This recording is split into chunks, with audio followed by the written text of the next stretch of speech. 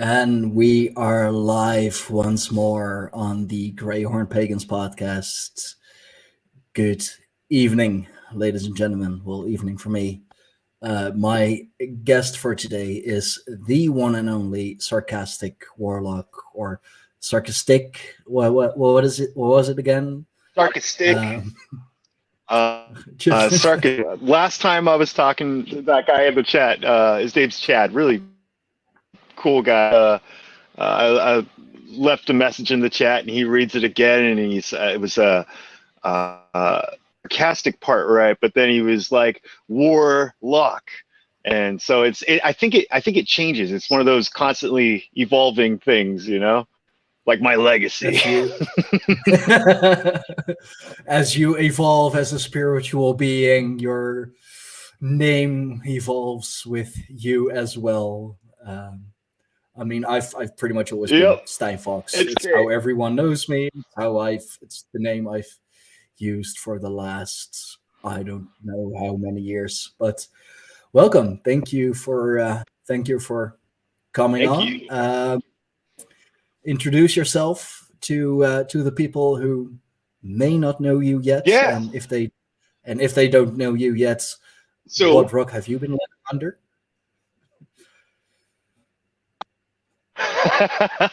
I am just I'm just a dude with a beard, and yeah, it's funny, I'm from a WuTang Clan name generator, and I just typed in my real name. This is years and years back, I came up with sarcastic warlock, and back at that point I was still a Christian. I was things were very different for me, and me and my friends, we just all did this together, and and I just kept it for years, and years go by, and now it sort of fits this whole thing, but not perfect, because now I get these people who they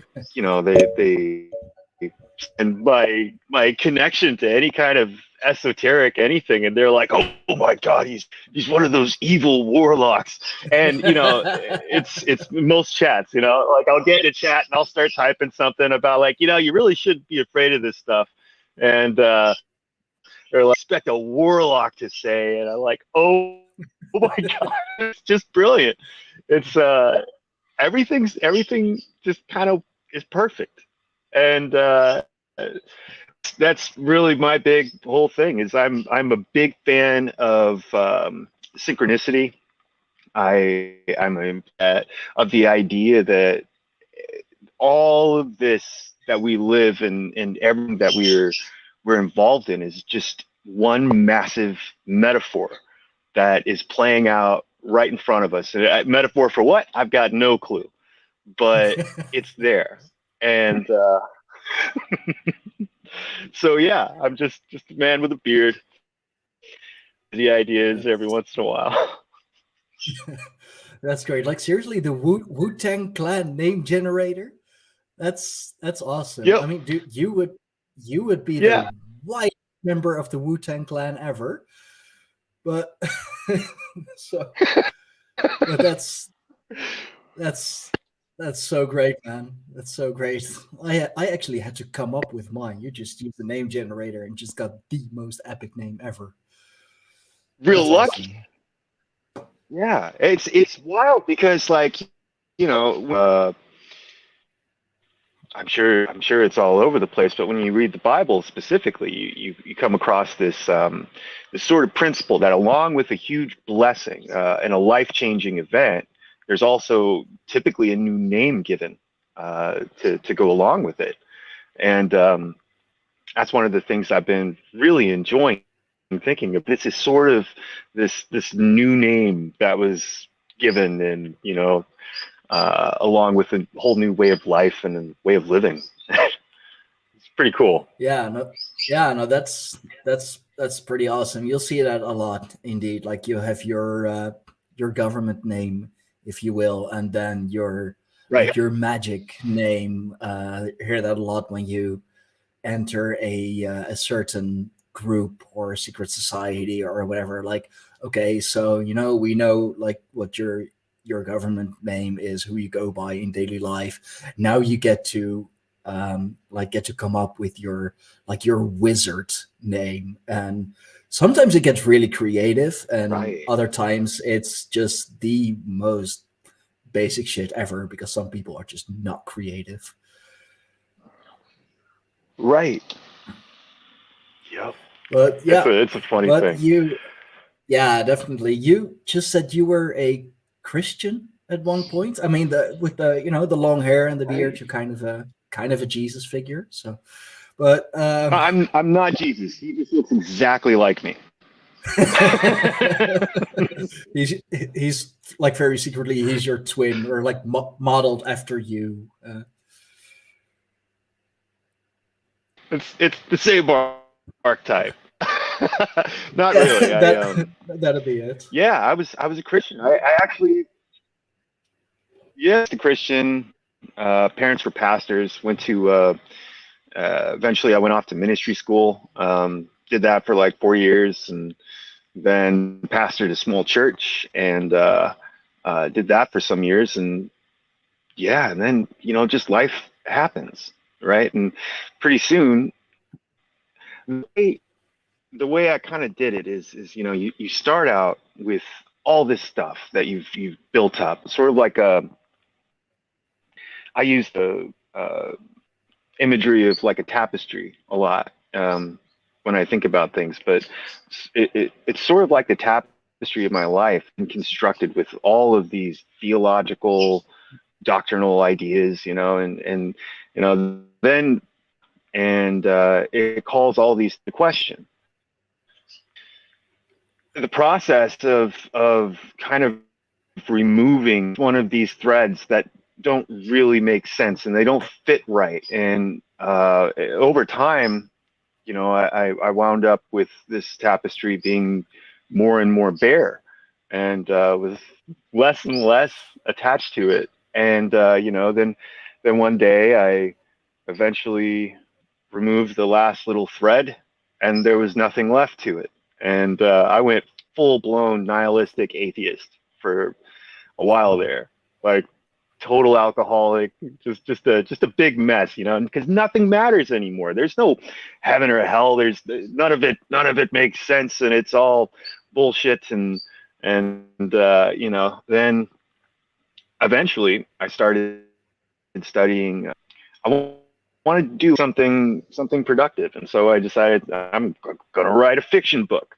This is gonna be a blast, and it's gonna have wizards and magic, except not be about kitty Harry Potter stuff. But I wanted it to be accurate, and accurate as possible, grounded and stuff. So I start studying this stuff, and next thing I know, it just starts making and becomes a big part of my entire philosophy, and how I view myself and the world around me.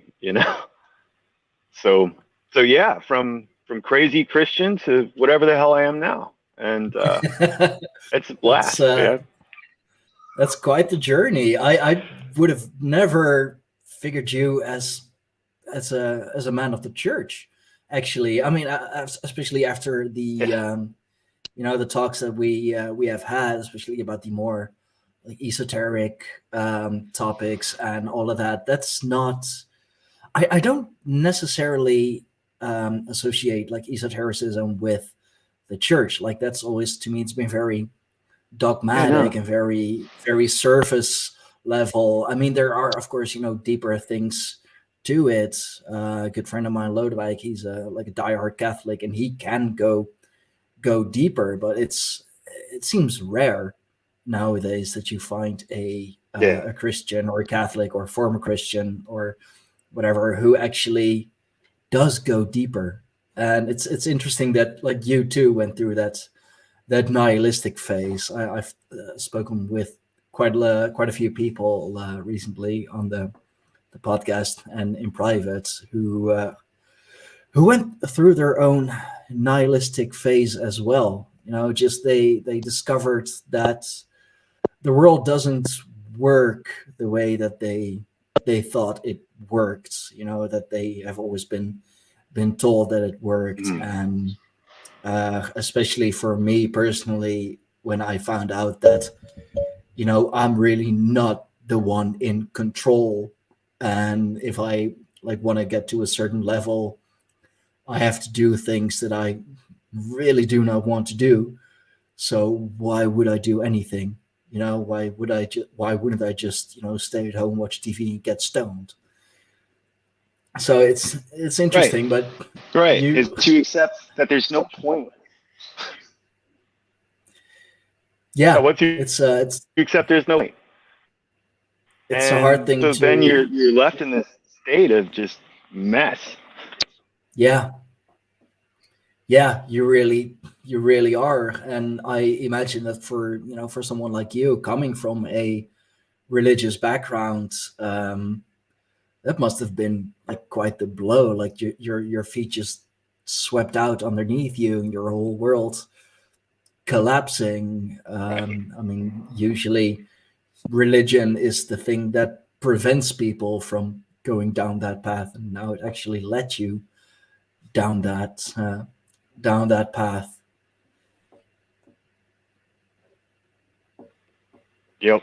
It's really a wild thing. You know, I get a lot of flack for this one, but I did a lot of, you know, I did say esoteric symbolism, and like one of my favorites was the Baphomet, and you know, thinking about what does this actually mean, and Mm-hmm. um, not just accepting like the truther of they have a tendency to take everything that is and make it somehow far more sinister. They project their own, and see, this is one of those things that I had left in Christianity, but they take this angle and they're like, oh, goats are we hate goats, therefore the Baphomet is evil. And you know, some of them even do it the opposite angle, you know, like we hate goats because of the Baphomet, and the devil represents himself as a goat now because I saw it in a statue.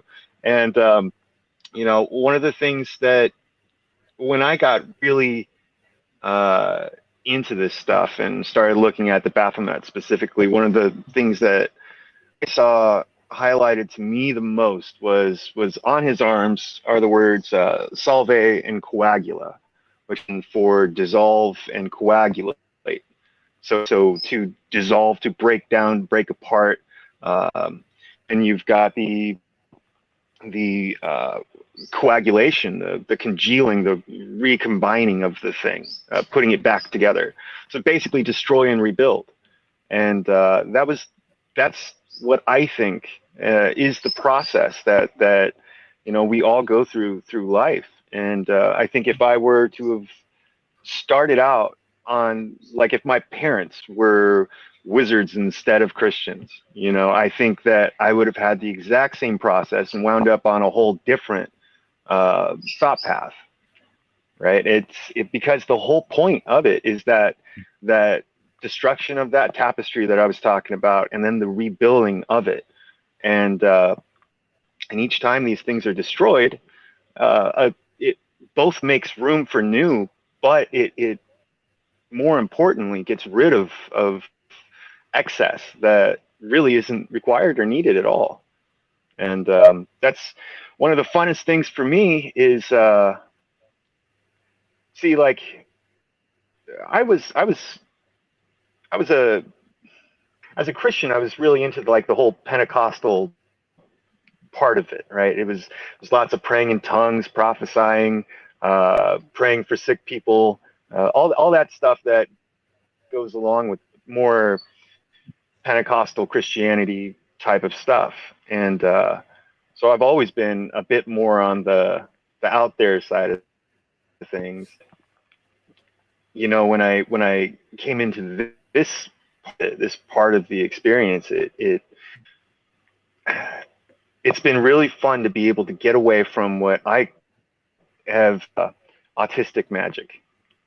I'm not like super well read on chaos, magic, stuff like that. But I remember when I was studying this stuff for that book, right, when it was all just going to be fiction, and I start talking to other people that are really into and they start going off about Enochian magic, and you have to say it just right and say it just like this and make sure all the dimensions of everything is perfect. And it reminded me a whole lot of Christianity. The whole idea that there might be something hidden there that you don't know about that is causing you this separation from God, and it all is just sort of rooted in this inability to accept what is, rather than being able to understand that all that is good. It's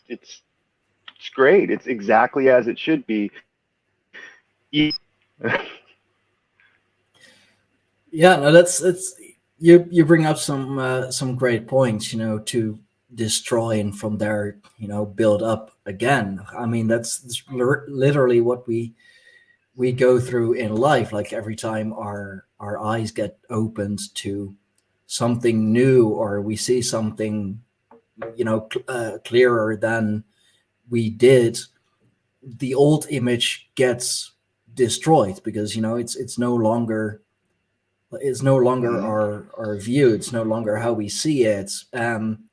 You have to then really adjust to that new image. And we have Yeah. talked about the Baphomet before, and it's such a controversial figure, if you will. But it's Mhm. incredibly esoteric. And again, I think with a lot of things, as you pointed out with the Enochi magic, and you have to pronounce it just right. I believe that's really, I mean, yeah, of course, the pronunciation and all has to be right, but I personally believe, at least, that it's a lot about the intent, the energy that you give to it. I've actually been talking about that a little this morning in one of the other groups on Telegram I'm a part of. Talking about necessary evil. What is necessary evil? Well, sometimes you have to do bad things in order to get the best possible outcome. Sometimes I brought up the example of like what happened with myself and Firefay a couple of years ago. I had to go. Well, we both had to go through the deepest of depths, through the darkest of darks, and like live without each other for a while to understand that um, that it was truly each other that we needed, that it was truly each other that we were looking for. And they always say be grateful to like whatever, and be grateful for everything. And it's easy to hold a grudge. Like it's so easy to hold a grudge. Just think of It is. what has happened and just blame that person forever. But honestly, and Firefly and I have been talking about this lately or the other day, if we both should be grateful for what that person did, what my ex did, because if she hadn't done that, I wouldn't have fought so hard for the relationship that I have now with Fiery Fate. I wouldn't have Right. faced every fucking demon that came onto my path and said, you know what, fuck you, I'm gonna kick your ass. I don't care. This is I'm not letting her be in the dark. I'm not letting her be down there. I want this life with her, so I'm gonna fucking fight for it. And honestly, if it wasn't for that usually negative event, for that huge destructive event, I would have never fought as Yes. hard as I do now. We would have never been as close as we are now. So destruction, yeah, it is a good thing. It is a good thing as well. It's why you always hear those cheesy lines like, you don't know what you got till it's gone. And it's true. It's true. Right. Right. You don't know how good you have it until you don't have it anymore. And either you can let it Mm-hmm. defeat you, or you can, you know, take it, transform it into a fucking fire, and fight to get it back, and to be better, to do better. And I think more Right. people should at least try and understand that. You know, it's the whole destruction of Yeah. civilization and the destruction of, you know, of the world that we know. But I mean, come on, it's the world that we know, the civilization that we live in. Why should we fight to preserve it? Like, it's not as good as we think it is. So why shouldn't we, Right. you know, destroy it? And, you know, I mean, I guess why shouldn't we use the build back better, but for ourselves? Why shouldn't we build the world that we want to build? And I mean, Yeah. you're absolutely the perfect person to talk about this with, because, you know, you can see it from the esoteric perspectives and all, and it's a hard topic, and not everybody agrees, and everybody's always taking it political, which I'm so fucking sick of. Like, Yeah. Oh my politics is not God. gonna fix politics. No. No. No. You know, years ago, this is I'm still in my nihilism phase, going through all that. Uh, Somebody I was really close to did some stuff that ruined me. It wrecked me. And it's I'm not saying that I was completely great. I was a giant nihilist. Of course I wasn't behaving correctly or doing things to actually benefit that situation at all. But this person, it, the result of it was I was completely broken, as a result of what they did, and just undone. Felt like there was no point anymore, and I became kind of obsessed with this idea of revenge, and I hated them. I hated them, every day, every minute. I would like turn on Armand Armath Blood Eagle song and just like cry and scream it, and like, yeah, the Blood Eagle song, and just getting so damn mad. And I went through all of that, and then one day I had this realization, because in an effort to get over that, I had a big journey to do, and it was a whole entire process for me to go from that level of hatred and anger, and knowing that, like, dude, this is going to make me sick. I'm going to like get cancer or something because of this. Just holding on to Yeah. being that mad, but I can't do anything about it.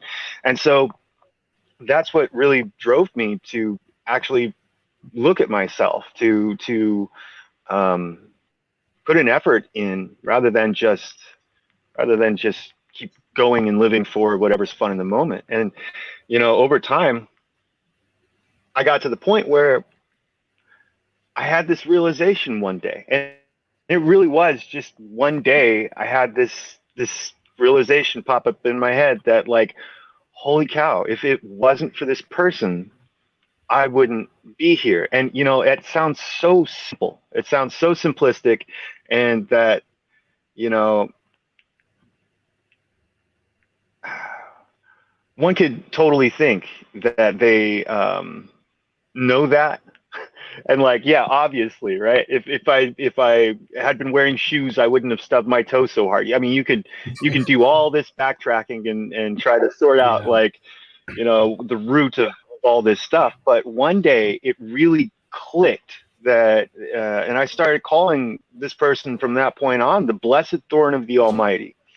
I described them as the Almighty Himself had tailored this situation exactly to my needs, and like a thorn, He placed it in my back, in that right there where you just can't reach it, and you can almost. And if you manage to touch that thing, then all you can really do is drive it in deeper. You can't get it out. You can't make it stop. You can't help that thing at all. It's just going to shred you. And once I realized that, and I realized that it's not even personal. It was a gift. It was truly something that was given to me to drive me to the point where I was actually able to do something about myself, and stop addressing the other and pretending that it's their fault, right? And you go from, that's when you're able to go from this place of blaming that person and accusing that person, to being able to go to a realm of like not only accepting, but you begin to learn the real truth of what it means to love your enemy. Because without that enemy, what's the point of having strength? Like, without weights, without a weight to press against, are you capable of getting strong? Like, this is why I quote Julius Evola all the time, but one of the things he says is never abandon the principle of struggle. And that principle of struggle is what creates the capability to become strong in yourself. And a lot of the times we look at the struggle and we blame, though it's some terrible thing.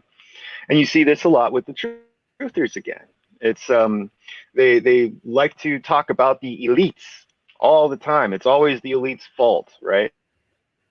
It's see, I'll get back to that in a minute. But the term esoteric, it directly denotes the in, where exoteric is the outward.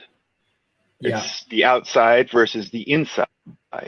One of the basics of, like, really the core of hermeticity is as within, so without, which means that the inside mirrors the outside.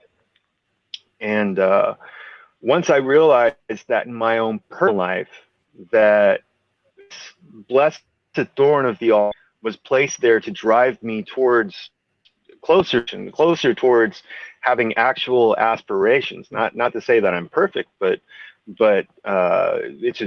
I'm on a journey to get to that, whatever that perfected form of sarcastic warlock is. That's the goal, right? And once I realized that this person was placed in my life to do this to me, it was a real easy step then to now look at the exoteric, the elites, that are just terrible and doing all the terrible stuff and leaving the world. It's real easy to take that leap and apply the exact same logic that maybe they're just saying, maybe it is what it is, and it's supposed to be that way. Because without that, I think we'd all be fat and lazy. There would be no struggle, and there's no growth without struggle. That's exactly what I was, or pretty much exactly what I was talking about in that group this morning. Like, if it wasn't for, for those so-called elites, indeed, it's also why I kind of stepped away from the truther movement, because it's always looking for outward answers. It's always looking for someone else, something else to fix their problems, and never really looking at, okay, what can I do? How can I be better? How can I take action in a way that, like, at least makes a difference in my environment? And to have to go through that struggle, to have to go through that fight, in the moment it fucking sucks, and you think like, man, I'm never Terrible. gonna. Oh, absolutely. You know, you think like, oh man, if only this would end, if only I would have never, had to fight. Like this is gonna take forever, and I don't want to be here. Can I just end it all? But once you do get on the other side of it, and you look back at it, it's like, yeah, that fucking sucked. But I'm so much better off for it. I'm so much stronger now. I understand it. It's so much better. And if yeah, indeed, as you said, if we didn't have something to fight for, if we didn't have something to fight against, any imperfections, whether it be outward or inward, man, I too, like, I wouldn't be doing this. I wouldn't be, doing live shows and podcasts. I would just be sitting on the couch watching my favorite TV show, and just, I'd be an NPC basically, because I don't Yeah. really have any higher goal. I don't really have anything to live for. So I'm gonna be alive, but not really live. Hmm. Yeah. And I Something. think, Another thing that's really funny about you know the facade of the elites, right? The what we call the elites. mm, I don't think they call themselves that, which is sort of interesting. But yeah, I think that one of the purpose for the narrative of the elites to exist is um, it creates an obsession in individuals like us, right? Who we're brilliant. We're like absolutely brilliant.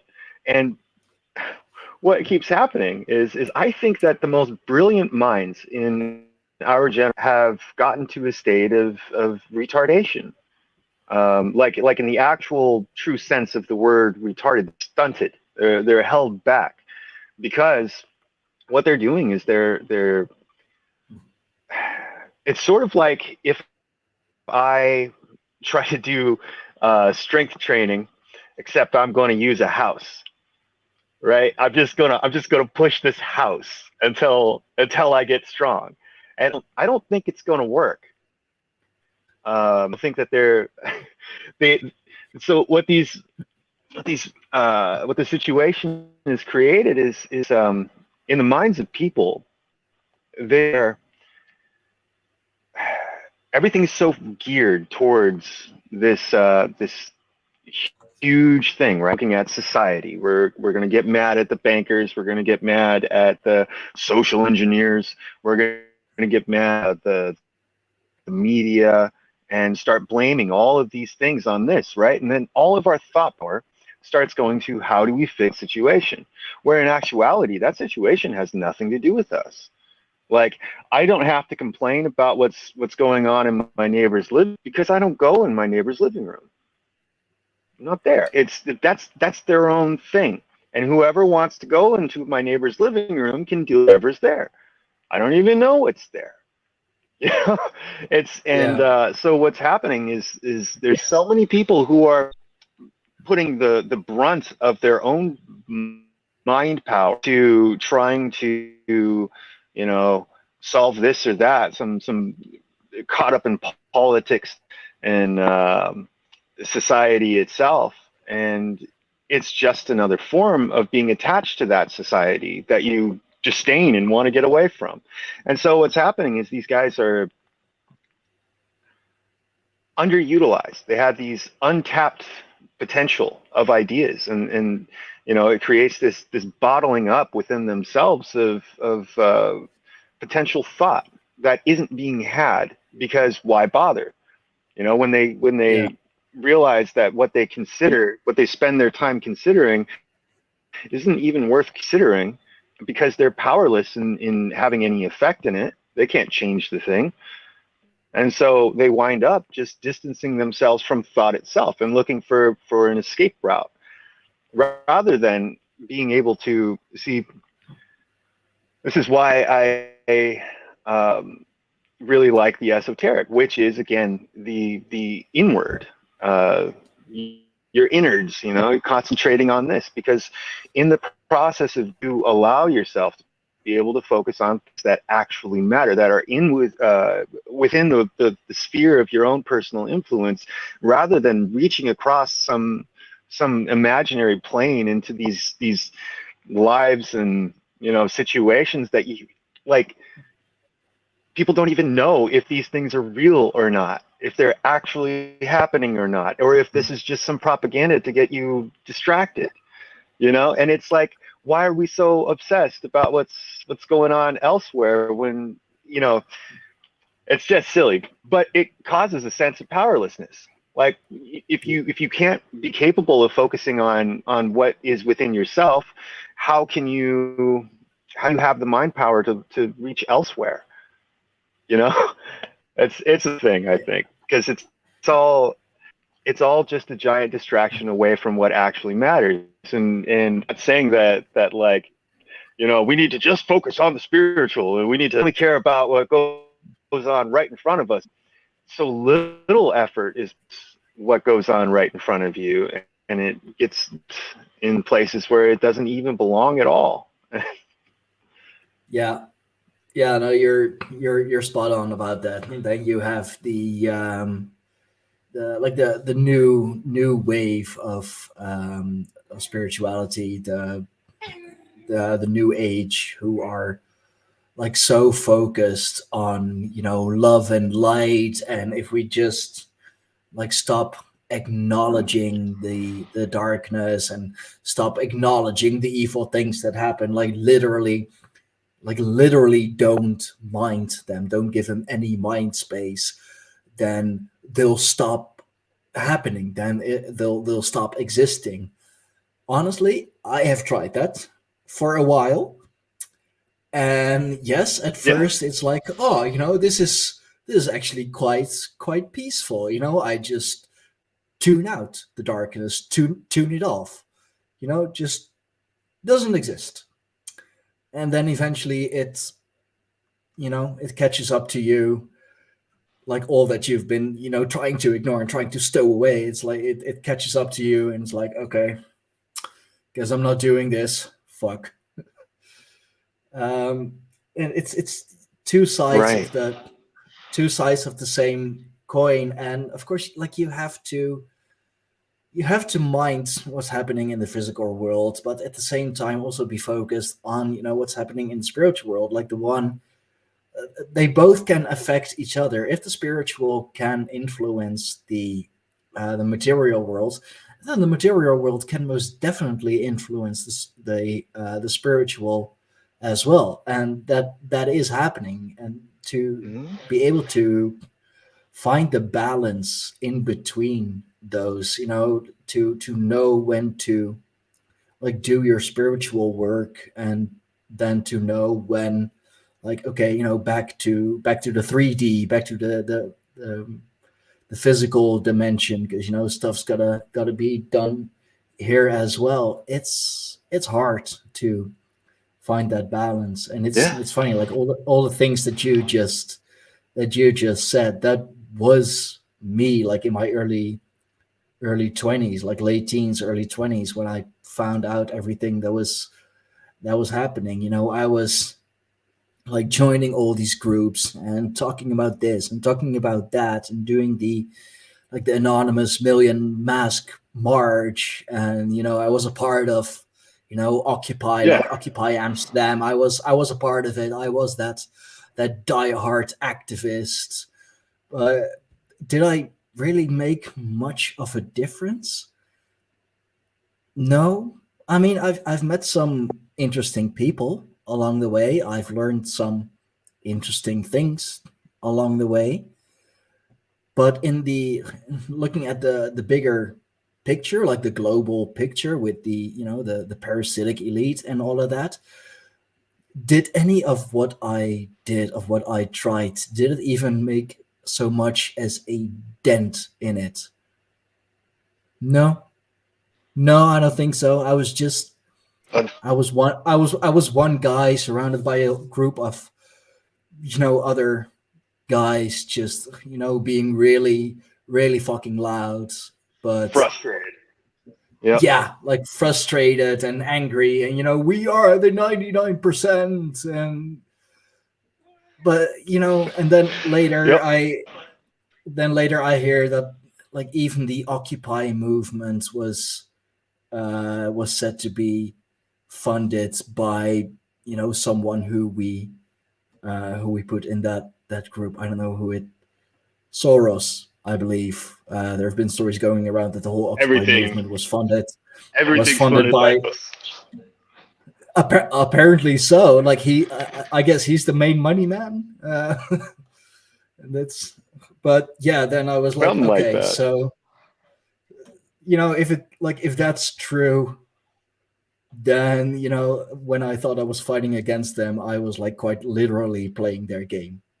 Okay, well, fuck. Yeah, which is perfect. Yeah. Epictetus the great philosopher Epictetus, he talks about like man isn't by the actual events and the things that actually occur. He's disturbed by his notions of these events, and it basically it all comes down to preference. And it's a real interesting thing when you start talking to different religions about what is evil, right? Like, you talk to a Mennonite, right? Talk to a Mennonite, ask them like, hey, is beer evil? And they're like, yes, absolutely. You talk to a Lutheran and say, is beer evil? And no, definitely not. Just don't overdo it. And it all comes down to these preferences that people have regarding evil. And that applies just the same to good. And so it's sort of funny when you look at characters like Soros, right? Because his definition of good and evil is based on his preferences. And one of the big fallacies that we have is looking at people like that and saying like, oh, what an evil dude. Because from where I'm sitting, yeah, according to my preferences, I've gotten to the point where I define good and evil. Evil is that which is opposed to my will, that which works against what I will, and good is that which is with my will and augments it. So it's like, what I will may not be what you will, but does that make me evil? Well, maybe to you, but not to me. Yeah, it's exactly. Just such a funny thing when you start to realize. Yeah, it's like that quote, like something along the lines of "What's peace for the spider is chaos for the fly." It just depends Yes. on the point of view. Like, are you the spider who sees his next meal, or are you the fly and you see that from your perspective, giant fucking predator coming at you, and well, that was it. That was life. There's nothing, there's nothing evil about either. Like the spider isn't evil for eating the fly. The spider's just doing what a spider does. He is eating. He is he has his last meal. He is being a predator to insects. For the fly, that's fucking evil because the spider is about to fucking kill him. He's about to fucking eat him. So yeah, of course, then from his perspective, from his view, from his experience, yeah, the spider is going to be evil. And yeah, I mean, it's a hard definition. Like, what is good? What is evil? I don't think there is a clear definition to it because as you said, it's all just it's from your experience. It's your preference. Like, we can say, oh yeah, those guys, he's an evil looking motherfucker. Yeah, some of them definitely are. If you look into their eyes, there's no soul left. So yeah, he looks very evil to us. If he looks in the mirror, if those people look in the mirror at all, I don't recommend it. I don't think I don't. I mean, I don't think they do. This is my perspective. If I were to, look like that and know that I did all these things, I wouldn't want mirrors in my house. I wouldn't want to, look at myself. But hey, from their perspective, they are doing what they think is right. They are doing what they think is right for society, or what is right for the world, benefits us, benefits them. So Mhm. there's nothing evil to it. We're just doing what we think is good. You think it's evil, but we think it's good. Yeah. Well, so my perspective on this is that literally that you know, let's say, okay, here's how I see it: is that God, the Almighty, uh, basically what that is literally everything that exists. Yeah. It is every single creature, rock, invention, every thought, every person, and these are all tiny, tiny little facets. It's sort of like you ever play with mud clumps when you're a kid? Throw Yeah. like these clumps of dried mud at each other when you guys are kids. It started out as one nice big clump, right? But when you hit that other guy, just giant tons of dust, and it breaks into these like 10,000 pieces, and it's just everywhere now. And that's basically how I see the Almighty, is just this fractalization of this one form. And so what that really means in application is that if you're able if something exists, if you're able to point at something and define it or see it, and even have a thought about it, then it is part of the whole, part of the one that is made up of every little piece, right? And so what's really interesting in that is if you're able to have that perspective, suddenly the things like George Soros, or the Baphomet, whatever it is that you want to point at and go like, that's evil. Stay clear of that one. Stay clear of that one thing because it's a terrible, terrible thing.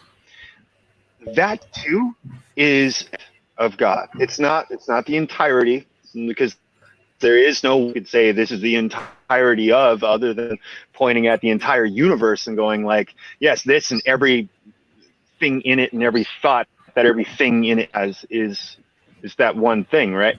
So what I find interesting is if you hold that perspective, that everything that is just a set of God Himself, and that would also make things like night and day a facet of God Himself. Yeah. You would have good and evil would also be facets of God Himself. You would have everything that was separated. According to the story, the biblical is, in the beginning there was the earth, and the earth was out without form and void, and there was nothing there, right? And it was just this Yeah. one big blob. And then, I think through the process of division, creation occurred, and which is really interesting when you think about the archetype of Satan, the divider. He's the one that turns two from one, and comes along Yeah. and separates this thing out and splits it, right? And it's the same thing that in that story, this is how man and woman came to be, rather than just being one. They were divided, and now they are two separate entities to themselves. So taking that back to like the elites and stuff, if you were created to be whatever it is that you are, with your preferences, that these are your things, and what makes you you, the things that you oppose, the things that you fight for, the all of these different things, these are all aspects of the fabric of you. So if you can look at yourself and say that I am doing God's will by being the most me that I can be, right? I am pursuing that, is it possible to look at the other side, the thing that you oppose the most, the thing that you hate and you call evil? Is it possible to look at that and go, it also is doing God's will? It is also perfect in its form, and it's doing exactly what it's meant to be doing.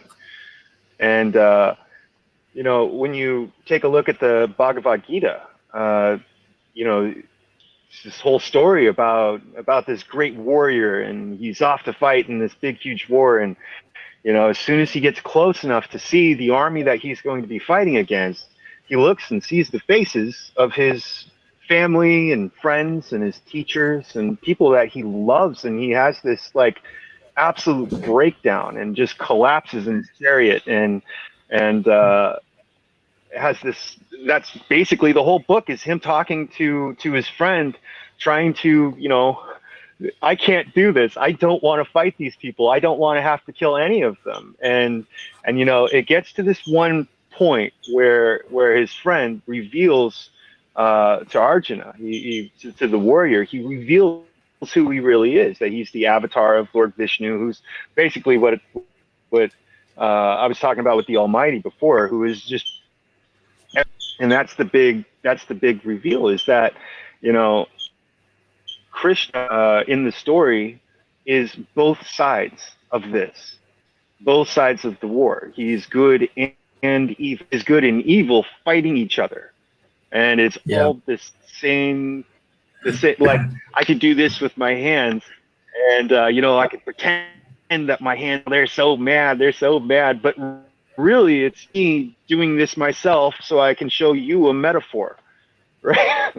Which I think is the entire point of life, is this continuance of a metaphor. So if you're able to look at one who you would call evil and identify that they are also perfect will, that changes everything.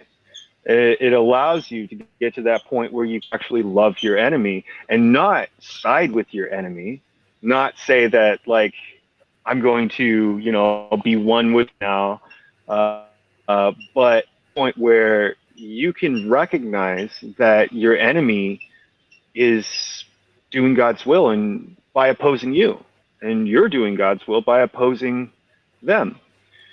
And gut bacteria, right? In your gut, you've got loads and loads of bacteria, all kinds of different strains, and they're all fighting against each other. They're fighting over resources and all this sort of stuff within you. But at the same time, you being the host, right? If all of them were to die, you would die along with them. Your body wouldn't be able to function anymore without them. Yet, you definitely don't want just one of the strains to ever win. You want balance, which is this balance between where things are level between this bacteria and that bacteria. And it really takes the personal fight. It makes it less personal and of just the universe playing itself out, and you part in whatever it is that part is. So it's a whole different perspective, and it has a whole for sure. And it really makes me think, you were talking about like it all being different facets.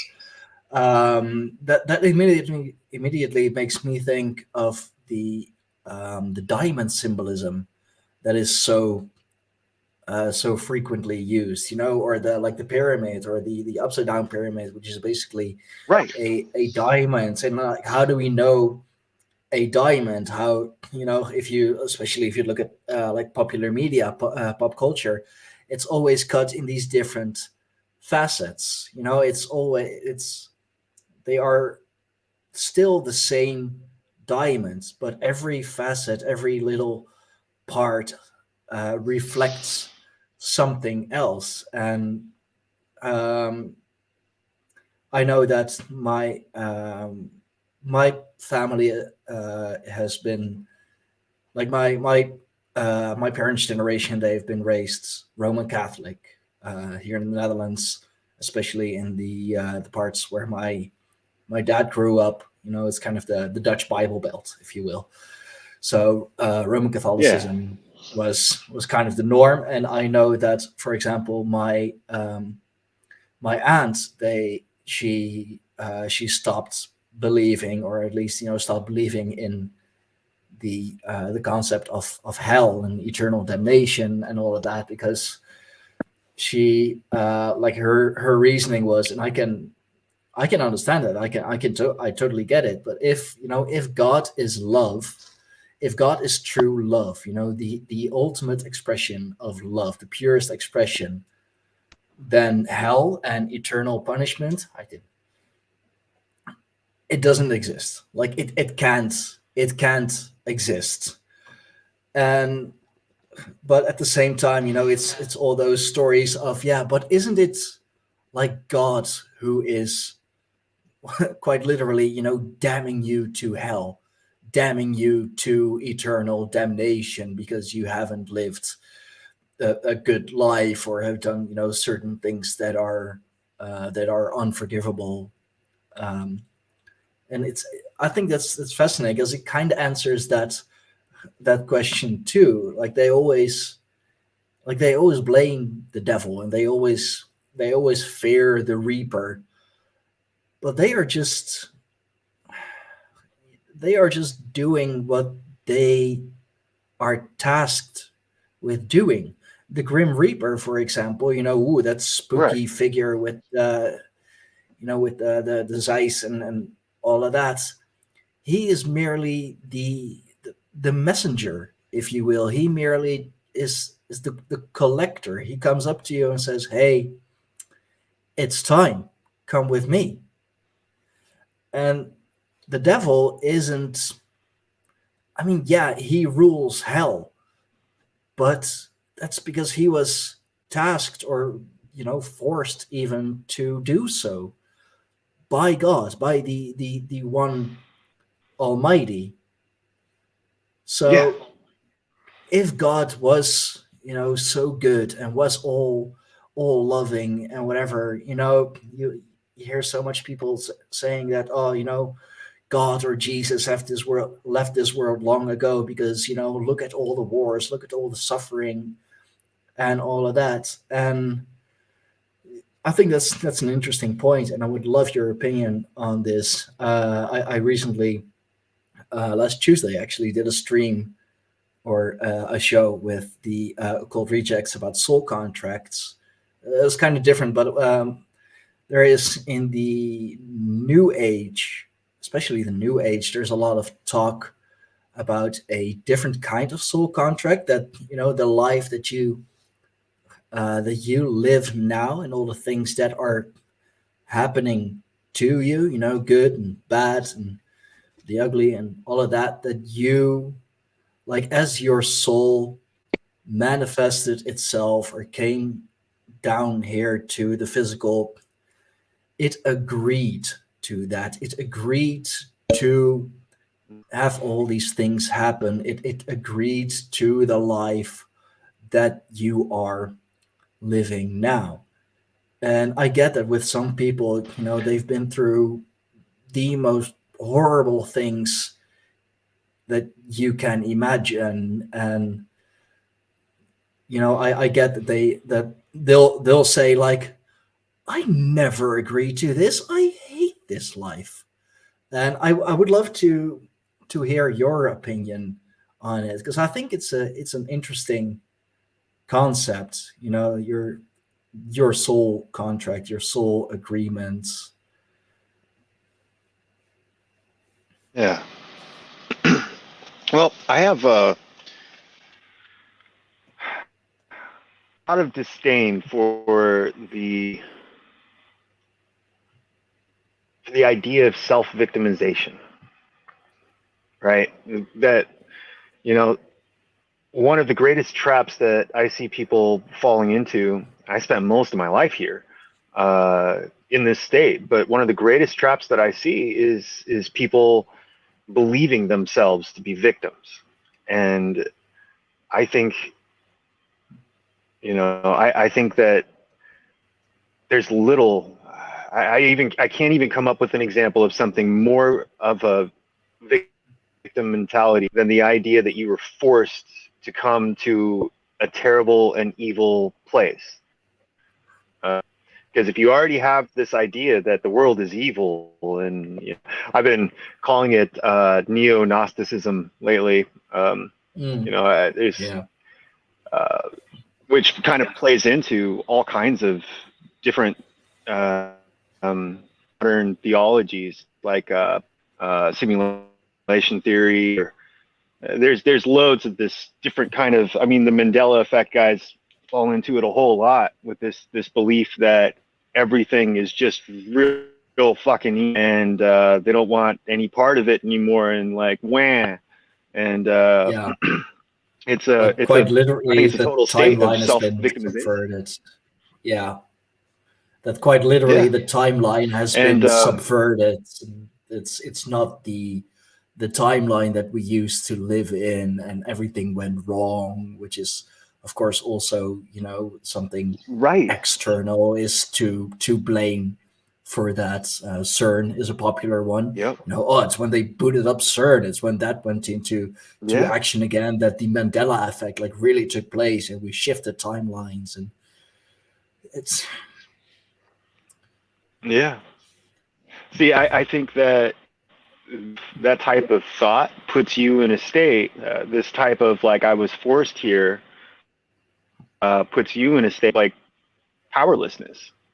It lends itself real easy then to the soul trap theory. Don't go towards the light, all that kind of stuff. Personally, for me myself, I believe that I chose to be here. And I think, my entire philosophy is that everything is exactly as it should be. And, one of the core issues of Christianity is it's, at its core, when you look at like its victimhood, right? So like after in the book of Revelation, it all goes to this. It's all leading up to this point where God will one day banish all the darkness, and there will be no more darkness, no more shadow. Like the Christians love to say that there's no shadows in heaven. People just have shadows because it's just surrounded by light, because the darkness has been banished. And I've been calling this Christianity itself. I've been calling it just transgender theology. It's the idea that in the beginning, God, created from himself, because no artist can create what is not already within the artist. You can't like look in a mirror and go like, that's something that's not me. No, that's totally you. You put it there by walking in front of that mirror. If you paint something and you look at it and you're like, oh my God, I hate that thing. I had nothing to do with that. That's not a reflection of my creative ability. It's not a reflection of my skill, but it totally is. That's just a foolish statement to think. And so God creates all this stuff from himself, at least in the Christian narrative. He creates it all from himself, and then looks at it and says, like, it is good. It's functioning exactly as it's intended. And then his end state, like the end goal of this whole thing, is that one day he's going to take that piece of himself that, he put out there and cut it off and throw it into the fire. And doesn't that sound a little bit like some news stories that we've been coming across, with the whole transitioning thing? And it's like, I think that Christianity itself is the root of transgenderism. It's the idea that I was once one thing, and now I'm going to cut those pieces off and throw them away, and I'll become something else. And that part that I didn't like anymore, that was me, will no longer be a part of me. And now you can call me Mrs. God. But that's terrible. But Yeah, No, but it's a real sad mind. It's a real sad mind who thinks that of his own creation, of him his own self, he's gonna cut that off one day. And what's really interesting to me about it all is that you ever like grabbed a really bright flashlight and just kind of fire eyes real fast? yeah, Because without darkness, there's no limit and bright. It's just all there is extreme bright, and it's a point where you will go blind. There's no ability to even make out shape or object, because without darkness, geez, man. I mean, like, if you ever play with a camera, darkness is one of the most important things that you need when you're working with this. If it's too bright, you're not going to be able to make anything out. And but yeah, I digress. I think that I think the idea of a soul contract is a fun idea. It seems like a cool way of looking at it. And what is philosophy or even esoteric other than just a way to make sense you live in? It's a way for us to come up with a way that we can live and be powerful while living, rather than be a victim of what surrounds us. And in the yeah, very least, I got this meme that I pass around every once in a while, where it's basically like you you guys spend years studying esoterica or studying magic to find the ineffable secrets of the universe, when really all they're doing is learning how to be well-adjusted and decent folk. yeah. I know that meme. It's a great one, and it's so true.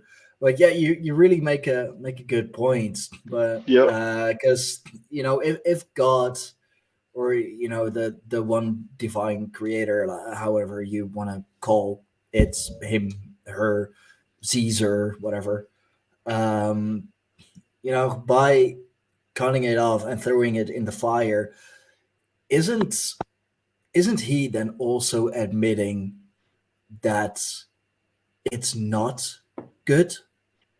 Like, that it's not Yeah. perfect, that After he it's already not said it was good. as it should. Yeah, exactly. It's so incredibly contradictory, because, and I mean, kind of makes me think again of what my aunt said, that if God is love, if God is pure love, then hell doesn't exist. Then eternal punishment doesn't exist, because that's basically God saying that, oh, yes, I created this, and yes, I saw it was good, but it's not. Mhm. So what is Yeah. it? Like, is it good? Are we truly made in the image of God? Is man created in the image of himself? Because if so, then God is imperfect as well. Then the creator is imperfect as well. And I know it's incredibly Yep. heretic to say that. I'm sure I'll burn for this, but so fucking be it, because it's really Yeah. it's a valid question, and it's a really valid idea. And then you have, like, so many people also saying that heaven and hell, it's a state of mind. Heaven and hell is it's yourself. It's And you can definitely, I mean, Yeah. I know that I mean, I have bouts of depression sometimes, and when I really get deep into it, yeah, I could say I'm in hell. I'm in my own personal hell, because nothing really That matters you've anymore, and created. I don't. Yeah, and I don't want to do anything, and I don't want to be anyone. But I created that for myself, And when I'm, Yeah. having fun with something, or just feeling at at the top of the world, that's my heaven. That's when I'm at my best. It's when I'm at my highest, my lightest, if you will. And I think there is much more validity to that heaven and hell, they are vibrations, if you will. They are energetical vibrations, and either you put yourself there, whether it be as a escape from you know escape from pain and suffering, or because of external forces, and you can't deal with it, and that throws you into a downward spiral, and it's how you end up there. I think there's much more validity to that idea than it being separate realms, and you go to one or the other, Yeah. and eternal suffering. I don't believe there is such a thing.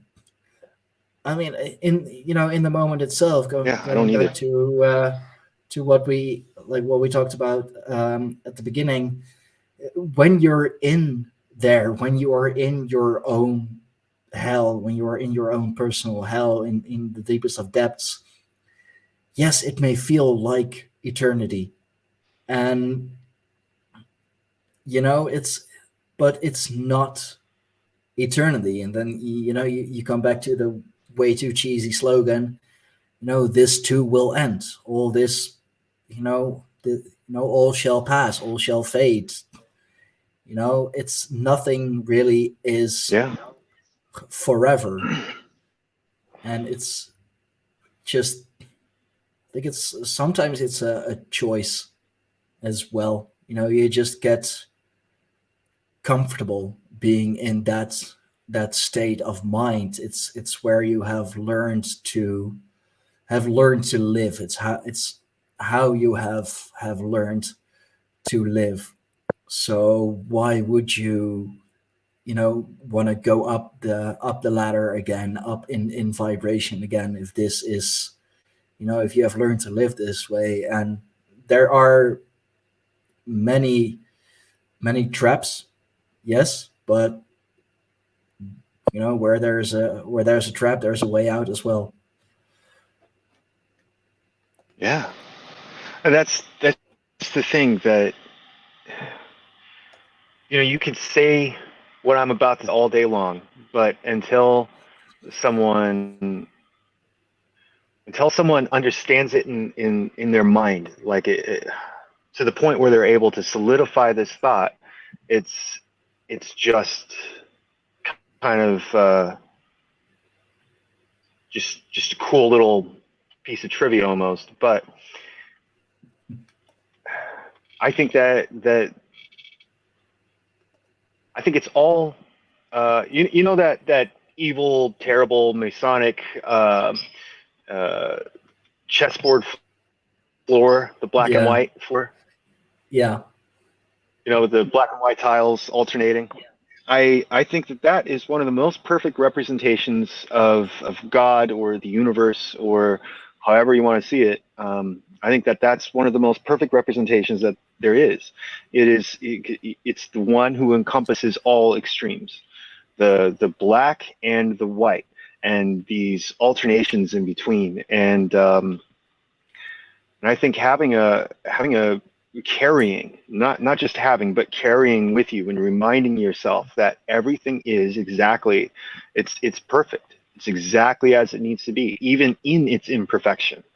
It is perfect, and that kind of gives you a fortitude to weather the things, those extremes that you go through. The highest highs and the lowest lows, and a lot of us have this tendency to jump right towards some desire to flatten it all, to remove the worst stuff from the evil side, from the dark side that we don't want to look at or think about. yeah, And this is why they attack the elites, so hard because it's all just projection. They see the evil in the elites and they run from the evil. But the fact that they're seeing it is all they're really seeing reflection of their own selves in those people. And so what do? They go through the Hebrew ritual, the scapegoat sack, where they say, no, that's not my sin anymore because I've taken that part and I've dumped it onto this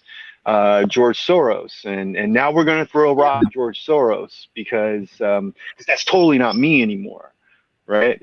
There's a Hebrew annual sacrifice that they do now with chickens. Yeah. Where they transfer your sin onto this chicken and kill the chicken, and before you got to do it quick. Transfer your sin off and then kill it before it's able to transfer it back to you, and the sins that you've committed dies now with that chicken. It sounds ridiculous, right? But we do this all the damn time. We we offload our the stuff that we want to see about ourselves, rather than addressing it within ourselves. We dump on some other guy who it's easier to do because he's got this outward manifestation of it. We could say, well, look, I'm doing this thing, and you can decide that if given the right circumstances, you might do that exact same thing, which is why they flip out so hard against this. Yeah. It's like that that old joke saying, "Methinks thou protest too much," and they it's just massive externalization of what is within themselves that they don't want to. They scapegoat somebody else and blame them for stuff. Silliness. But if you can actually look at the whole thing and go, it's exactly as it's intended. Because talked about this. You talked about here. I'm going to pull up the quote real quick. So yeah, no, of course, get it just right.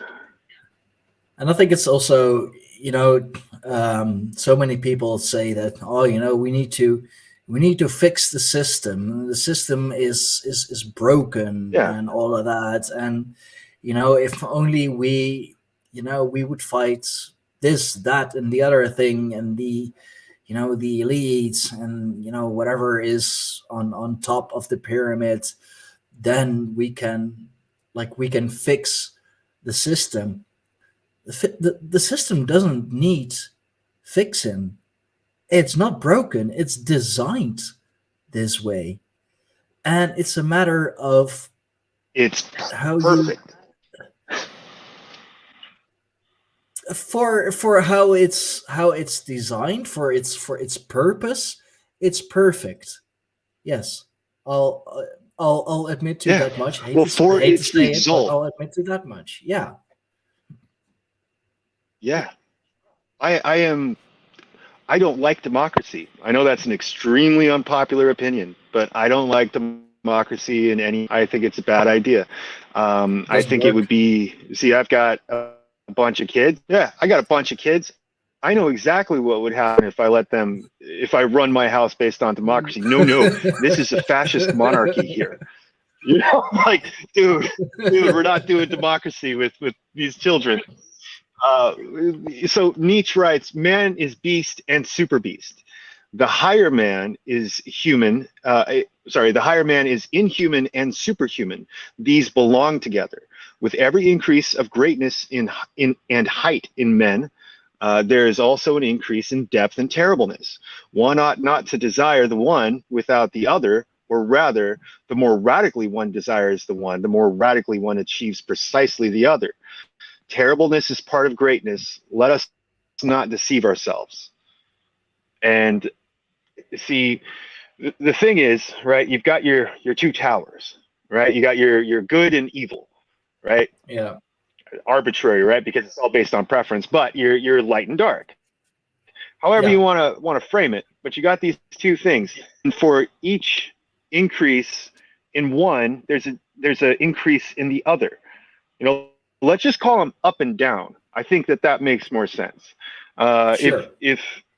If this raises, this one lowers, and it has to so for there to be balance, and that's the entire point of all of this.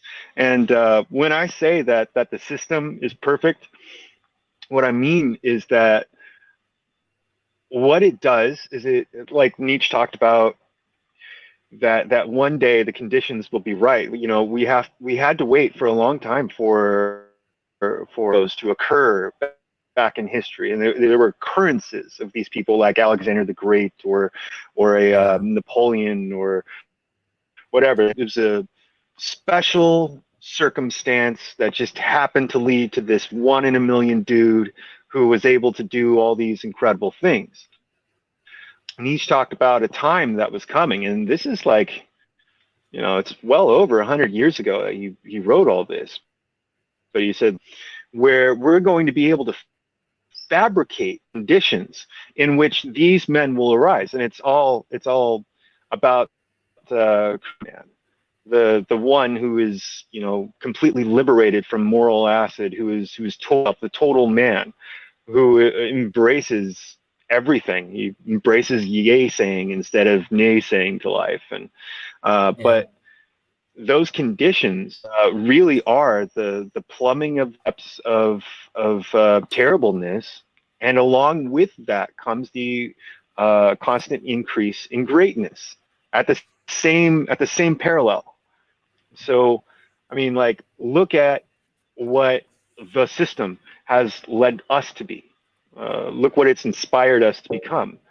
And it hasn't inspired us through methods of like, you know, era style, look at all this beauty and be inspired. No, it's inspired us through terribleness, because for every depth that it sinks to, it creates in us a resolve to push away even harder from that. And you can see this in your own self. The more you witness what happens in the world and you take disgust in it, the more it drives you away from that. Because like there are things, there are virtues that I'm sure never have even discovered that we had value had it not exposed, had the opposite not been exposed in front of us. You know, there are things that we've developed about ourselves and within ourselves that we would have never had reason to do, you know, like if it wasn't, you know, manifest solely in front of us, thing for us to push away from. And, you know, it's not like a holier than thou kind of thing, because if you're able to accept that, yes, that too is too, just like me. That is as well, and it is doing it because look at what it's done to me. Yeah, no, you're absolutely right, and it's man, this is why I love talking to you. Like, you make so much sense, and so much more sense than the average person who I talk with about this. But you know, just think of the major, you know, worldwide terror events, or just the major terror events. You know, speaking of, for example, you know, 9/11, or you know, the whole pandemic, or asterisk pandemic, or whatever. After every of those terror events, whether they are orchestrated or not, that's not the point right now. But after every major dark event, there was a mass awakening as well.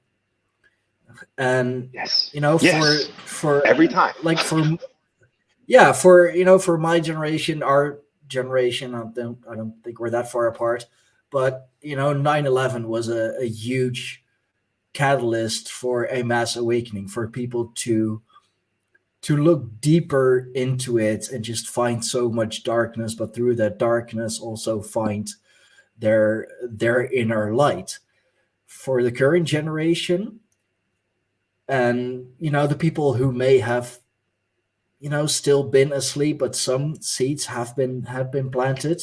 The whole pandemic caused a huge mass awakening. It caused a Huge. yeah, like even at the I've talked to multiple people about this, but like even before it really kicked off in March 2020, and I knew 2020 was going to be an interesting year just looking at the Yeah. numerology. 2020, come on, if you know anything about numbers or gematria or even numerology or whatever, shit's going to go down in 2020. But in I believe it started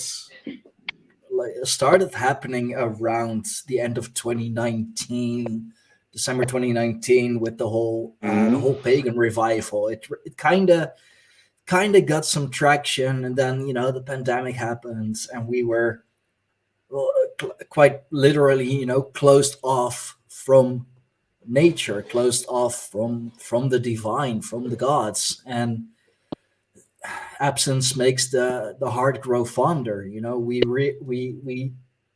have taken it for Yeah. granted for so long, and now that we didn't have access to it, on grounds of, I don't know, something, or we would be punished for it. Like, don't you go dare jogging alone on the beach because pandemic. Okay, whatever. It made us realize what we have. It made us realize that, hey, nature is divine. It has a divinity. I want to go back. I need to go back because sitting behind a screen and whatever, yeah, you can work from home, and you can do this and that, but every once in a while you have to go outside.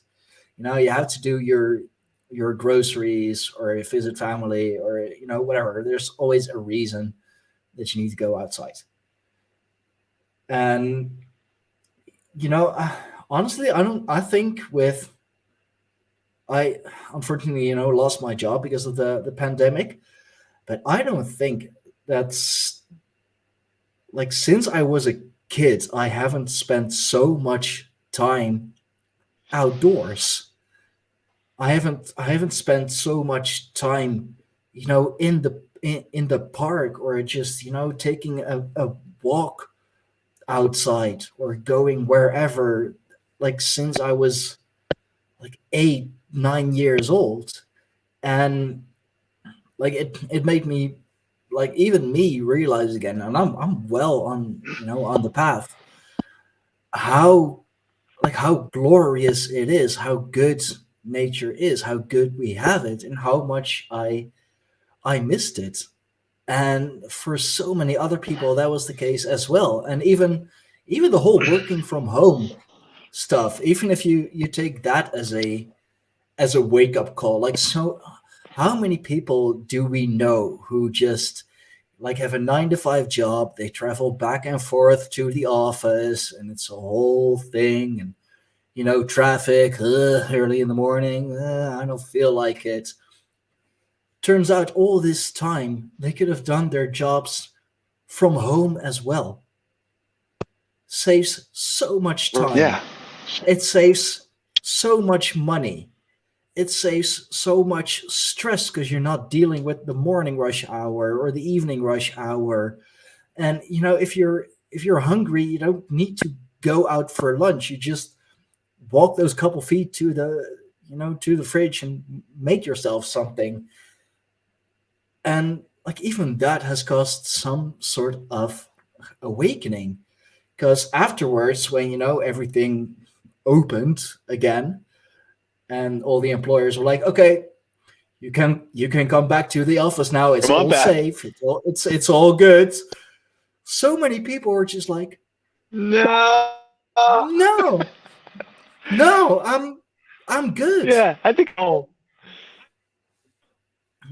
So I mean, it's just Yep. it's so funny how much of a enlightenment in so many different places it caused. And Right. that's that's what you said with balance. There was a huge negative event going on. So yeah, at first the worldwide mood or worldwide vibration like hugely dropped.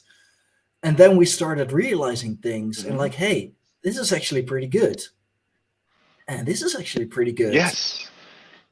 And damn, I miss this. Like I'm able to spend so much time with family now because I'm not doing anything. I can spend so much time Yeah. outside because I'm quite literally forced to not do anything. Mm-hmm. So, and it's like But that's sorry, go on. here's a fun thought exercise, right? Now I'm not saying that this is the way it is, but just one of my favorite things to do in one of the most beautiful occult toys that I've ever picked up and played with is an ability to take off your clothes and put on another set of clothes and just try it on and see how it goes, and really lean into it and think about it. I took I've taken this makes me sound so pompous, and I kind of am a little bit pompous, but take it for what it's worth. I've had a couple people ask to be my students with this stuff, and I'm like, okay, sure. I usually don't do this, but all right. And the very first thing that I give them is the first task, the first exercise is find something absolutely ridiculous that you don't believe whatsoever, even a little bit. That you would just, if your friend walked up like flat Earth, um, adopting a foreign pantheon, just anything. Find something that if your friend were to walk up to you and say, "Hey, have you thought about flat Earth?" or whatever that thing is, you would laugh at him ridiculously. Find one of those and own it. Try it on. Learn it. Study the Yeah, whole thing from its perspective, I've heard and lean into I've it. heard about those experiences before. It's interesting, Mm-hmm. but do go on.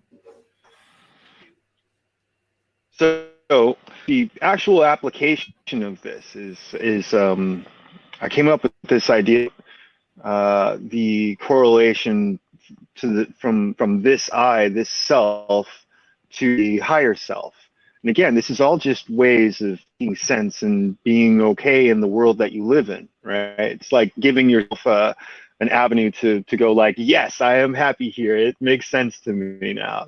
But thinking about the correlation between the self and the higher self as though it's connected from a thin cord, this thin string going from the top of your head up to the higher self. Now, if you of taking your ego and separating that off momentarily, just for a little bit, and doing the exact same thing, having another, say, like a silver cord, holding onto your ego. Now you're free to think in a whole different way how you will yourself to think. This is one of the greatest I've ever heard of, is an ability to actually change yourself. It is powerful magic I could possibly come up with to change the way that you think about a thing. So let's try this. If possible, that line up every single one of these events, whether they're orchestrated or organic, has always led to this crazy wild awakening, right? Is there a chance that these evil pedophile elite are trolling us? Maybe they're not. Just saying, is there a possibility that whole pedophile narrative is a giant troll op? They're just trolling you. They're trying to piss you off so that you react in a certain way, so that you move in a certain way. I personally have noticed one of the greatest gifts that I can give somebody, especially when it comes to like esoteric teaching is for me to become the villain. I will be your villain. I'll take it. I'll be a bad guy for you because you need one. And so I'll be your Yeah. bad guy. And I've noticed myself leaning into this, and because I'm able to, like, through being a bad guy, I'm able to set myself up in a way that them opposing me pushes them in a direction that's beneficial to them. So, is it possible that every time one of these organic or orchestrated false flag things or true flag things, whatever it is there a possibility that it was done with a positive intent? We know that through opposition of that. Yeah. You see where I'm going with this? So yeah. No, let's take the very most. I've heard and read that theory before, and it's that really causes some some mental issues, because we're all so convinced that, these are the bad guys, because they do, again, from our perspective, they do evil things. They're pedophiles. They take our money. They wring us dry. Or there's a saying here in the Netherlands. I'll try and translate it into English as best I can. But you can't pluck a bald chicken, no, but you can still twist his leg off. It's absolutely what they're doing, but it's such a fascinating idea that what if indeed they are doing that because they know and they want us to wake up, and they therefore you have to have exactly but therefore you have to have a villain, like in every good superhero movie, or just any movie of some kind. You have to have a antagonist and a protagonist. The good guy needs something or someone to fight against. The Batman is, he's nothing without the Joker. Superman is, quite meaningless without Lex Luthor. And just it's such an interesting thought, and it's so contradictory to everything that we have been told, that contradictory to everything that we are told. But if you just put that, as you said, if you just put that aside for a moment and look at it, just don't have to adopt that idea forever. It's so, like, it makes so much sense, but at the same time it causes such a huge frizz. It just does not compute. But at the same time, holy shit, what if? Because here's the, let's look at the most recent one. The most recent one in America, egg situation, right? Like it's like $9 for a dozen eggs now. I mean, quality ones, good, a dozen free range eggs. It's like $9 I paid at the store the other day. The blowback from that, if you try to on the upside, people are buying chickens. Loads of people are becoming way more self-sufficient by being presented with a challenge. And through that challenge, it's leading to them to actually be more sovereign in themselves, to actually take care of themselves better, to think about, like, wow, this can happen. You mean like food can just go up in price? It can be hard to find. Oh, I better start getting my own chickens. I could take care of my own food situation. And so you're if we can look and we can see a positive, I think it's only right to wonder, Not necessarily just jump all over this idea and yeah, it's the absolute truth. I don't even believe in absolute truth, but to at least play with the idea that it was completely intentional for the purpose of creating a greater sovereignty, or whatever the blowback is from that action that we look at and say that's so evil. I mean, look at Hollywood, for instance. That's a great example. We can look at these guys, and over the last 10, 12 years, American culture has gotten real degenerate. It's degenerated into, like, it's basically idiocracy. It's the lowest common denominator. We're getting to really experience what's brought to the table through democracy through Hollywood. It's because it's like film, and which is always just going to lead to the dumbest stuff. Lack of imagination, lack of creativity. People want things that are predictable. They want all this sensitivity stuff in it. It's got to be diverse. It's got to be sensitive. It's got to be culture appropriate. It has to check all, right? But what has that led to in, like, say, Zoomer generation?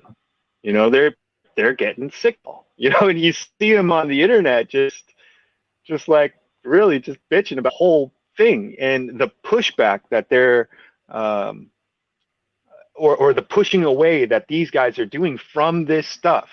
I mean, look at the one of my favorite topics is cultural subversion through the subversion of archetypes. So, for instance, one of my favorite archetypes is the hero archetype itself. What we've seen in Hollywood, we used to have, like, say, remember the original Superman with what's that actor's name? Reeves, Christopher Reeves. Yeah. Oh, classic. Yes. Christopher Reeves. Yeah. That original Superman. I went back and recently and watched the Dahmer cut. It was just phenomenal, man. I loved it. I hadn't ever seen that cut of that movie before, and I absolutely loved it because what my favorite archetype to think about and to aspire to is the archetype of the hero. And so, like, let's think about, that was back in the 80s. We had that kind of Superman. And then, time goes on. We get to Batman, who's kind of a bit more of an anti-hero. And then things just keep progressing down this path of anti-hero. And then it gets into, to where we are now, where every hero, like Luke Skywalker, for instance, who was my favorite hero when I was a kid. I was going to grow up and be Luke Skywalker. And there was no doubt. There's no doubt in my mind. And I, then we get to the modern Star Wars movies, and Luke Skywalker's no longer a hero at all. He's a washed out failure, right? So, and the reason why this is important, because I usually don't go off on culture, film culture, and all that kind of stuff. But the reason why I find this to be really important is the more value somebody places on a specific thing, the more weight it has in their own lives. And so the hero archetype, for instance, when one day, let's say that, some crazy stuff happens, right? And there's some sort of need for you right now to stand up and take up arms and go do something really heroic. You got to go save your country, man. You got to do something great. And like, say you get invaded by Poland or something, some ridiculous thing, but you got to go save the day along with everybody else. You're gonna what is going to happen is that within you are housed every single archetype that is. It's sort of like the major arcana. that within you is the entirety of the major arcana and all the symbolism that goes along with it. It's the entirety of the subconscious is based on this kind of stuff. It's where your dreams come from. It's all drawing from these archetypal influences.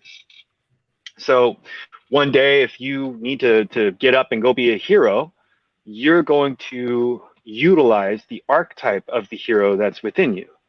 And if that archetype of the hero, if you've allowed it to be subverted through, say, either media or your own laziness in developing that archetype, refining it, taking the time to learn it and befriend it, kind of, then you're going to react as that other hero. You're gonna instead be modern Luke Skywalker instead of old Luke Skywalker.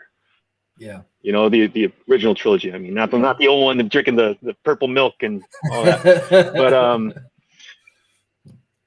But what I keep seeing happening is that Hollywood in general is through the kind of trash that everyone pretty much everybody agrees it's trash, so it's not like this massive trick is working. No, everyone's going like, no, this sucks, dude. I don't want to watch this anymore. And so what I see is people now standing up for the hero that is Luke Skywalker. When that movie came out, people were furious, and all of a sudden the topic of the hero, and how come YouTubers are sitting down and like, man, how come we can't have like real heroes in movies anymore? We used to have that. What happened? And so like the pushback, the blowback effect of this thing was that this became something that was being thought about. So people start revisiting the archetype of the hero. They start thinking about what it is to be heroic again. And like, I'm not saying that it is definitely on purpose, but the result of this having been done, whether these Hollywood guys are genuine in just being terrible, or if it's an actual like, trying to force about a golden age through this nasty Iron Age. So, are you familiar with the ages? Of course, you're familiar with the ages. Yeah. So there's this procession of the ages. Yeah, and in the transition from the Iron Age to the Golden Age, there's I think it was Plato called it the Age of Heroes. This little tiny section that preceded the Golden Age, where that deep lead was transmuted into gold through the actions of the heroes in this state. But what brings about the Age of Heroes? What do you have to do? What do you have to do to make heroes come into existence? You have to create a requirement for it to come into existence, or it won't. And so I can look at I can look at like Jefferson and the terrible stuff he's done with Lord of the Rings and the people who he's allowed to write that crap, and I could look at that and go like, I could either get real mad and like, oh, how dare they pollute Tolkien like that, and how dare they misrepresent, this is our culture, damn it, and get all mad about it. Or I can look at this thing and go like, ooh, look at the result of how many people are now taking up a stance, where before they've like, yeah, I love Tolkien, he's cool, but now there's this like big push to defend their culture, to pump their culture, and it's like it's a necessary effect. Where I see our culture having this like its own renaissance about to happen, because the more these will put out this just crap, the more it inspires people. You know what? I can do better than that. I can write better than that. Yeah. And so then they go and start writing. And it has. I think if it exists, if the positive effect exists, it cannot be written off as it just being accidental. It can't be written off as oh, they didn't know that would happen. Come on, I'm just some guy with a beard, man, and I figured this out. So Yeah, no, you but can't that tell me is, that dudes that study. yeah, no, Yep. it's exactly what is happening. Like, and people are creating their own things, their independent brands. Best example I can give is what's his name, Eric July, I believe, with the Ripaverse. He saw how bad Marvel has become. He saw how bad, or sees, I should say, how bad DC has become. So what did he do? He created his own, and now he has the Yeah. Ripaverse, and which is, I mean, sure, he has backers and money lenders and whatever, because it's quite literally a multi-million dollar business he started. But he started his own comic series. He started his own comic line, started his own comic house, and there are independent comic houses like Arkhaven, I believe, is one who is getting promoted Right. more by by independent creators, because they work with those independent creators and independent stories and all. So that's it's another thing of, as you mentioned about the balance. The big corporations are getting, they're getting worse and worse and worse.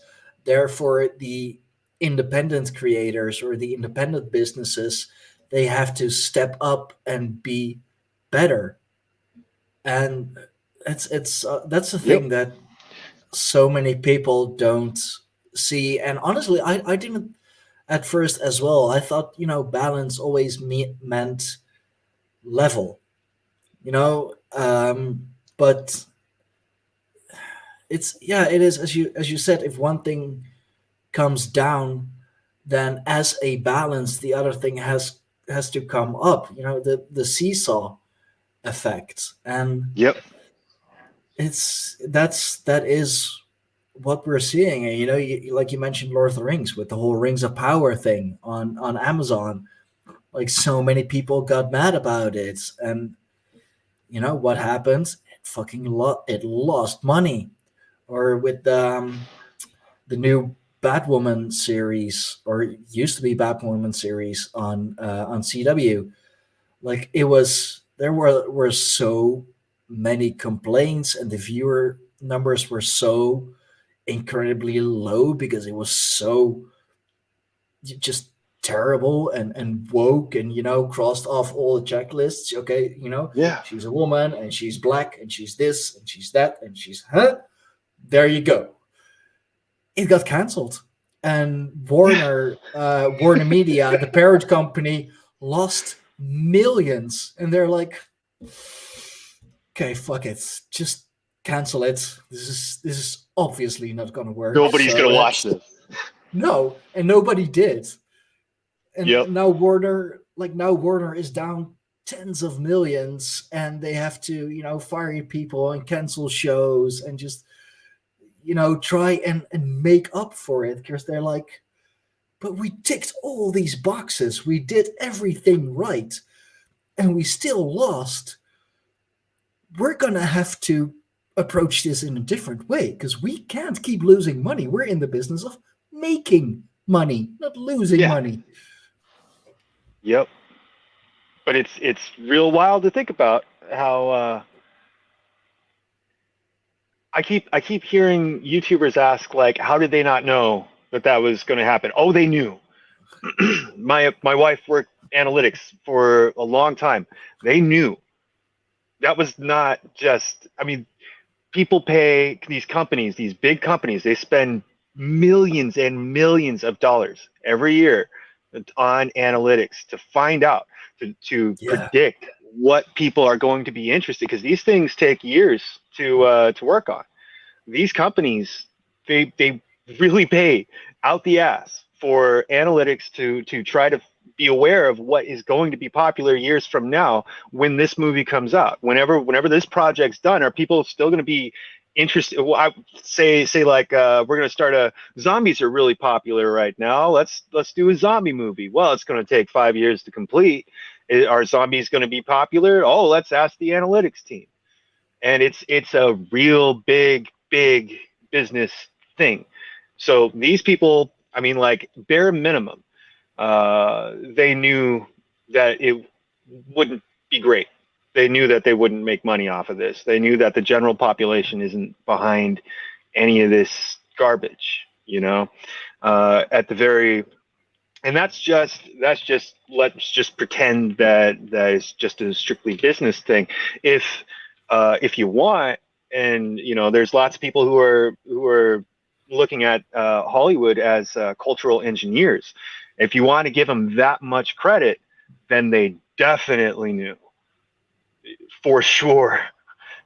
You know, because like it's their job. Like these are basically corporate philosophers. Yeah. If you want to think of them as doing cultural engineering, then they definitely know. And if they're doing cultural engineering and they're doing this piss poor of a job with it, then you got to kind of wonder, are they intentionally doing a poor job so that the effects that we're witnessing in normal people would be made manifest?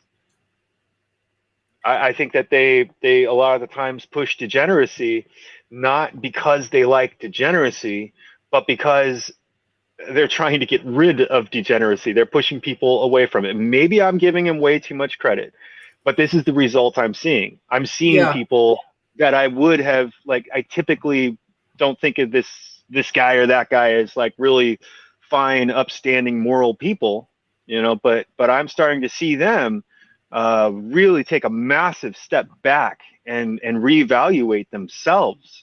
And you know what? I'm tired of this degeneracy. I've seen way too much. I'm kind of done with the internet now, and then go outside or something, you know? Yeah. And with that being the result, it is really difficult to discount it all as just, oops, it's an accident. You know, nobody saw that coming. No, it can't be an accident. Like it's, and you know, years long, millions of dollars kind of accident. I mean, you know, as you said, they planned it all in advance. I mean, both my younger brother and my younger sister are script writers and like really into movies, and I sometimes do pick up a thing or two from them, and just like even before you actually get to shoot the movie, before you get to film it. I mean, I was in a way I was involved with my brother's final project for the film academy here in Amsterdam. I wasn't on screen, but I did catering, and you know, just the amount of work that goes into it. And I've seen from a popular Dutch TV show. I mean, you know, it was filmed like, I believe back in the 80s, was huge in the 90s, and has been popular ever since. Like, it'll take hours and hours and hours and millions to, you know, shoot something which in the end product may end up being only 4 seconds. You know, Yeah. one frame. You know, the example I can give is that in the behind the scenes of the popular Dutch TV series Vlodder, you know, in the, I believe it was the second or third movie, like quite at the end, there is a house in their neighborhood which explodes. You know, just a big scene, grand finale, and you know, like quite literally ending on a bang. But you know, it started raining, so they had to wait till like 4 in the morning till it stopped raining. Then they had to have everything set up, and the rigging had to be right, and security staff, and because such a big explosion, you can quite literally only do it once. And then it was, okay, cameras rolling, position, position, position, everybody in position, yes. Okay, action. So, fire, boom, cut. That's it. Just hours and hours of waiting and working, and money being spent as well, because all those people, Right. they have to be Just paid waiting. for those hours. You got to feed them too, which is a whole nother thing. Yeah, exactly. And that's like 3 or 4 seconds of the entire movie, which is millions spent on staff, on rigging, on explosives, on the actors, on whatever. And if it flops, yeah, that fucking sucks, but you have to take that into account. Yeah. Like, you can't just make something and then be like, well, let's hope it works. Let's hope this goes well. I mean, as you said, analytics, or more, if we're talking internet things like search engine optimization, those are huge businesses. Those are multi-million-dollar businesses in of itself. I mean, Yeah. there are entire companies that will specialize themselves in just doing analytics, just doing search engine optimization. So it's a good question. Like, did they know in advance that it was gonna fail? And if they did, and they still made it, like, is that just them being incredibly stupid and being incredibly wasteful? I mean, Warner used the whole Batwoman thing as a tax write-off, which is, at least they got something out of it. Right. But it's years and millions wasted because they made a mistake, because it was so bad that everybody started complaining and nobody was watching. We're talking the Warner Media Group, one of the biggest worldwide conglomerates. They don't make multi-million-dollar mistakes. They don't. So now reach over and grab your ego back again and put back on that idea of these guys are evil elitist pedophiles, right? And then I could say this is why I say all the time that it is perfect. It is because the whole thing, whether it is intentional or whether it is just evil, either way, it is perfect. It's working out exactly as one would hope that it would work out because of the effect that it's having. I'm sorry, my parrot is angry at something, but it's having the exact effect that you would want or expect. It only takes a little bit. Like Nietzsche says, I am by far the most terrible human being there has ever been. This does not mean I shall not be the most beneficent. Yeah. Right? Because you can really, by picking up the getting yourself a twisty handlebar mustache and being the guy that's going to go tie a lady to the railroad track, it creates a space for Dudley Do-Right to show up and save the day. You created a hero by being a villain. Yeah. Like the Michael Keaton Batman movie, like they talked about this, where Joker's like, you created me, and then it goes back to Batman's childhood, and Joker was the guy that killed Batman's parents, thereby creating Batman. And so it's like these things, this sort of destiny interplay between these two parts, whether it's intentional, whether it's scripted, or just completely organic and on accident. It is perfection in motion, and that doesn't mean that I like it. It doesn't mean that I have to look at this thing, but I think what truly creates an NPC out of a person is an inability to behold the poetry, the splendor in the poetry. I think that's it. And it's not that they just don't have it in them. No. I don't think it's that at all. I think that they just choose to not look. They don't know that they can yet.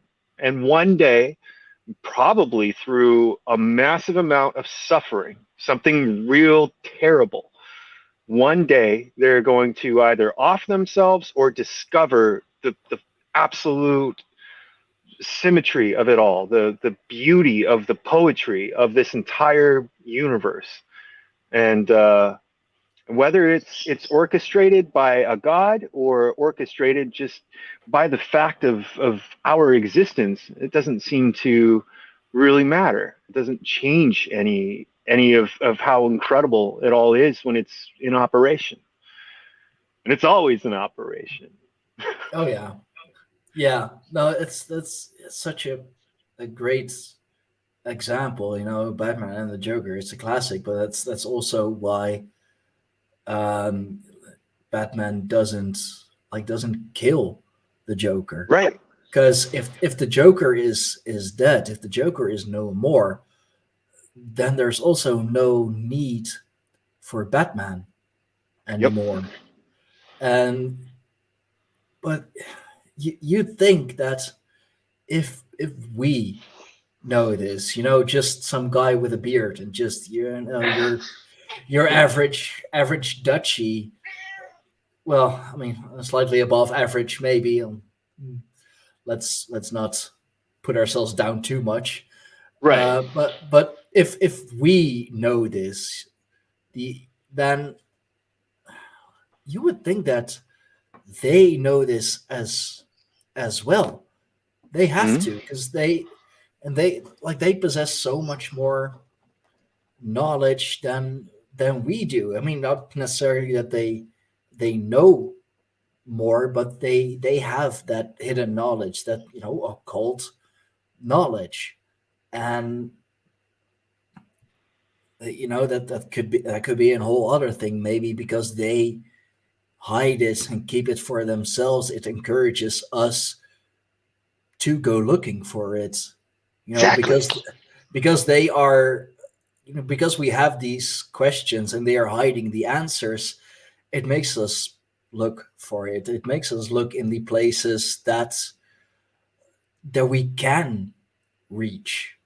Yeah, this is one of my favorite scriptures in the Bible. Is I think it's in Isaiah, but anyway, it is the glory of God to hide a matter, and the glory of kings to search it out. Yeah. You get it? It's basically a divine Easter egg hunt. And it's a privilege to partake in this Easter egg hunt of trying to find the secrets and the meanings, and not just meanings of esoteric symbols so we could point and say, oh, look how evil that is, and like, oh, we should be afraid of this and that. But no, just so that we can understand, because understanding is like, dude, understanding is the root of everything. It's the root. I'm convinced that it's the root of wisdom. That without understanding, there's no application. Like if you don't understand a thing and then you move to apply your lack of understanding towards some sort of outcome, you're just a fool, like wandering off an edge of a cliff. You know, like it's absolute foolishness to do that. And like, so I think it was like 1860. Nietzsche says, here's a question to think about. Put in the crudest form, how could one sacrifice the development of mankind to help a higher species than man come into existence? How could it be done?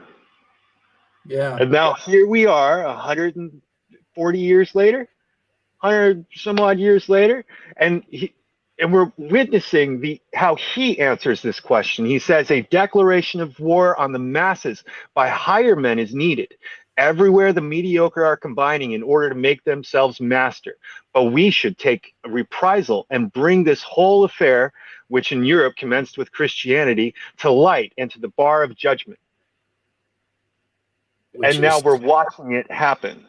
yeah, that is exactly what's happening. We have all those people who see themselves as higher than us, as better than us, are oppressing us, which makes us fight back. They are the Exactly. villains who create the need for a hero or heroes to stand up and Yeah. tell the masses and tell the masses, like, do you see what they're doing? And to tell them, I don't accept it any longer. I'm gonna shut this down. I am gonna bring forth the golden age. And maybe that's, you know that's why Exactly what you're it's saying. A doctrine is needed, powerful enough to work as a bleeding agent, strengthening the strong, paralyzing, and destructive for the world weary. yeah. So it's like, and we're seeing this play out. And so I'm not saying we should all write like Bill Gates a thank you card, or just George Soros some sort of like love letter. But what I am saying is that it is all to the benefit. It's like the Bible says, God causes everything to work for the good of those who love Him and are called according to His service. So if you are, called according to His will, and if that, you can kind of see the parallel here, where even if they meant all of this for terrible stuff, right? Um, and it's all just cultural subversion, and they're trying to enact communism, and this is a second Bolshevik movement. You can see how this is leading to a positive result in people like us. It's creating within people like us a need to stand up and become something more than we already were. And what I keep noticing is just all you got to do is close your circle of influence, make your circle of influence realistically small, Yeah. diminish yourself in size. Rather than considering all this crazy stuff out there and trying to think it through and come up with solutions for all that stuff that has nothing to do with you.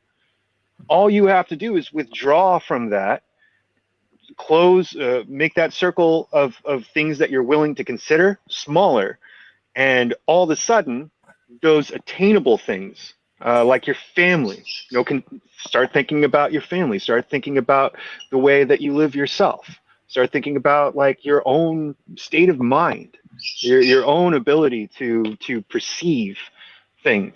And once you're able to do that, then now you have power. Now you have real, genuine power that isn't tied to some foreign entity that is outside of you.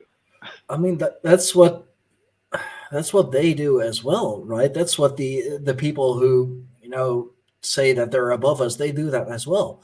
They have Hmm? their temples, they have their societies, they have their think tanks, they have their groups of people who who have influence, who are influential, who try and influence us. That's literally what all those secret societies are, what all those think tanks are. Those are, they're small circles keeping the knowledge to themselves but applying it to us. And now, for us, the common man, it is happening as well. You see it, you see the Yep. groups forming, you see the tribes, if pulling it Right. back to the gray horn pagans.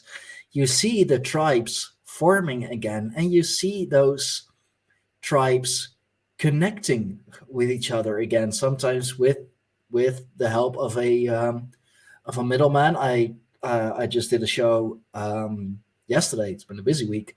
With was it yesterday, or I believe so? I don't know. It's a One blur. of those days. But with Burdock, the crypto Ronin, who has. I mean, he's a Ronin.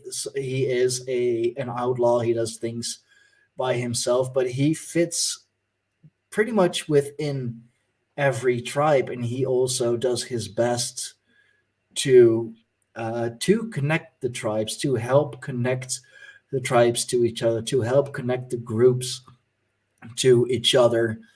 And it is happening. It is working. You see the circles forming. Hell, you see it even with podcasts and podcasters. Like, there are networks helping each other. There are networks of podcasters always, having each other on their shows, or an outside guest that they had on on one show, you'll see appear on another show as well. Those are also the groups, the circles, the tribes, and they too are.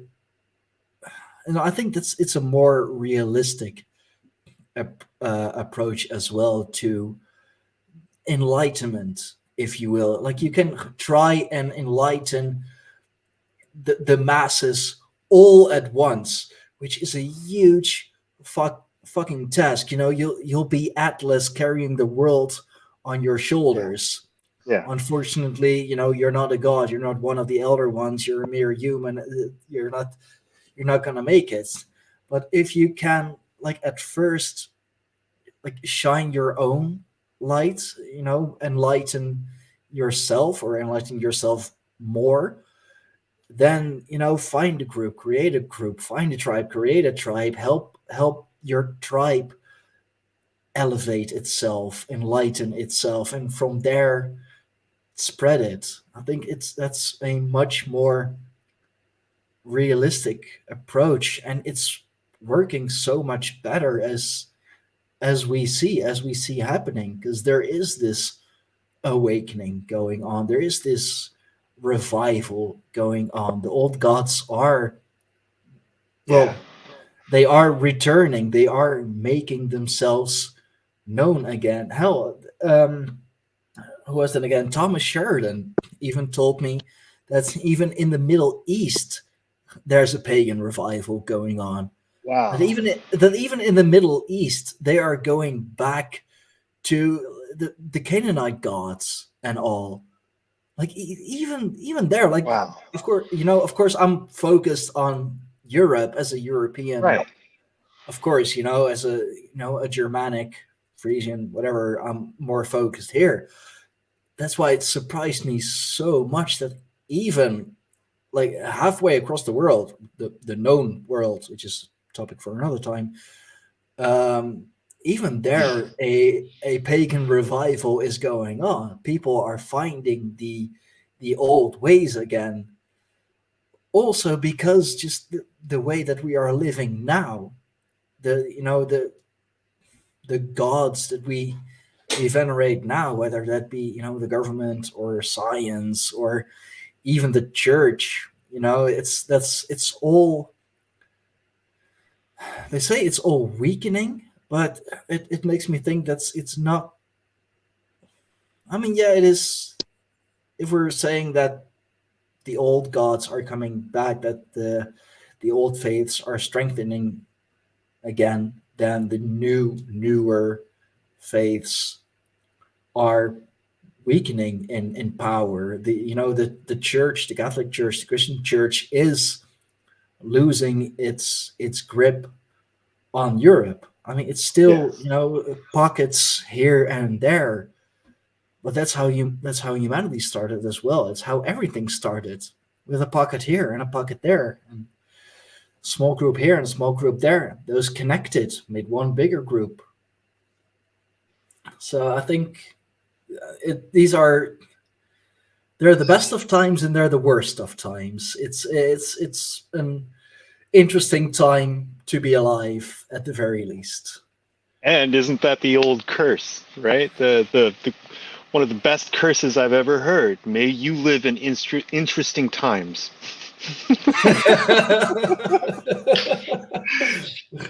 Yeah, that's yeah. I mean, you could say you're cursed, but at the same time, it's a blessing too. It is. Like, we get to see, we get to experience the world waking up. the world enlightening themselves and enlightening others. Yeah, of course there's a strong dark cloud still hanging over this world, but the light, it's there are more lights popping up everywhere, and those lights are getting stronger, and it's yeah, they are interesting times, and it sucks, but at the same time it's great.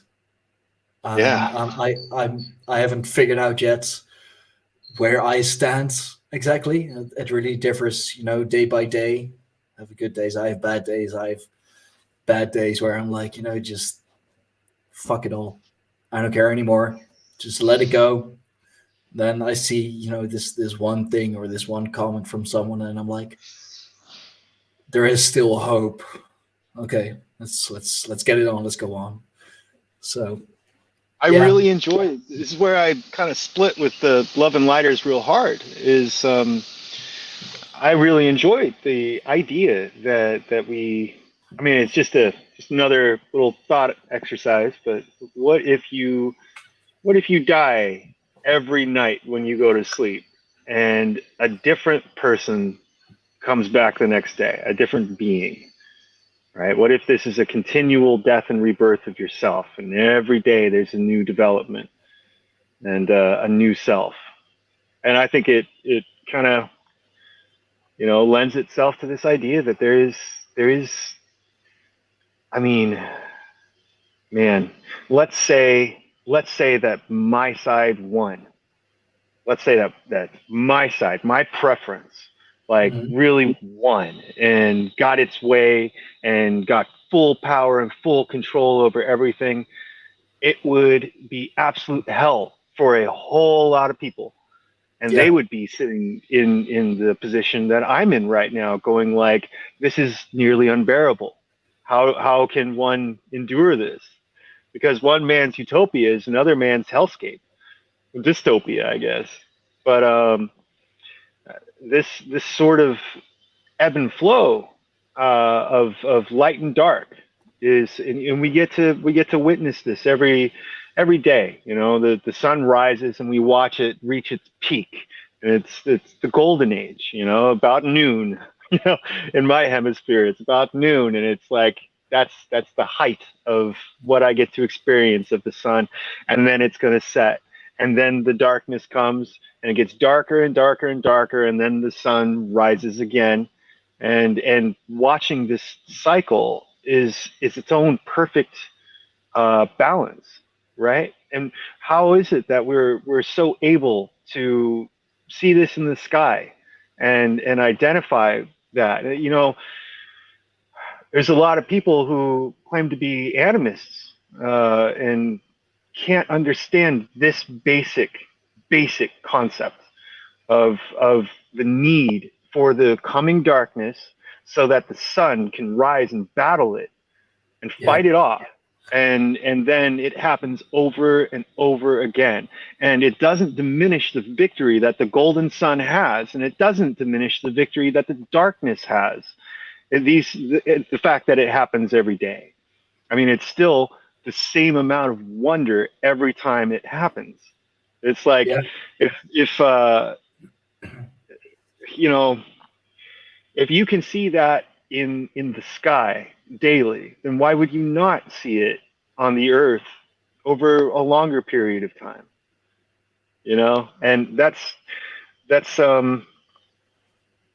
I think that I think it's important to praise the sun when it's high and praise the moon when it's high. You enjoy the fullness of this cycle, and if you can enjoy the fullness of the cycle, including the darkness, and if you're one who's capable of doing that, which anyone is, like I said, the greatest magic that can ever be done is the ability to change one's own mind, and to adapt to new information and have a new understanding that Yeah. can be more ignorant or it can be fuller. But that doesn't really matter. It's the fact that you're capable of changing your own mind. And I remember way back, me and my wife got in a huge disagreement over this. I was adamant that it is literally impossible for people to change. Like, people cannot change, and they, there might be external changes, like hair gets longer, shorter, whatever.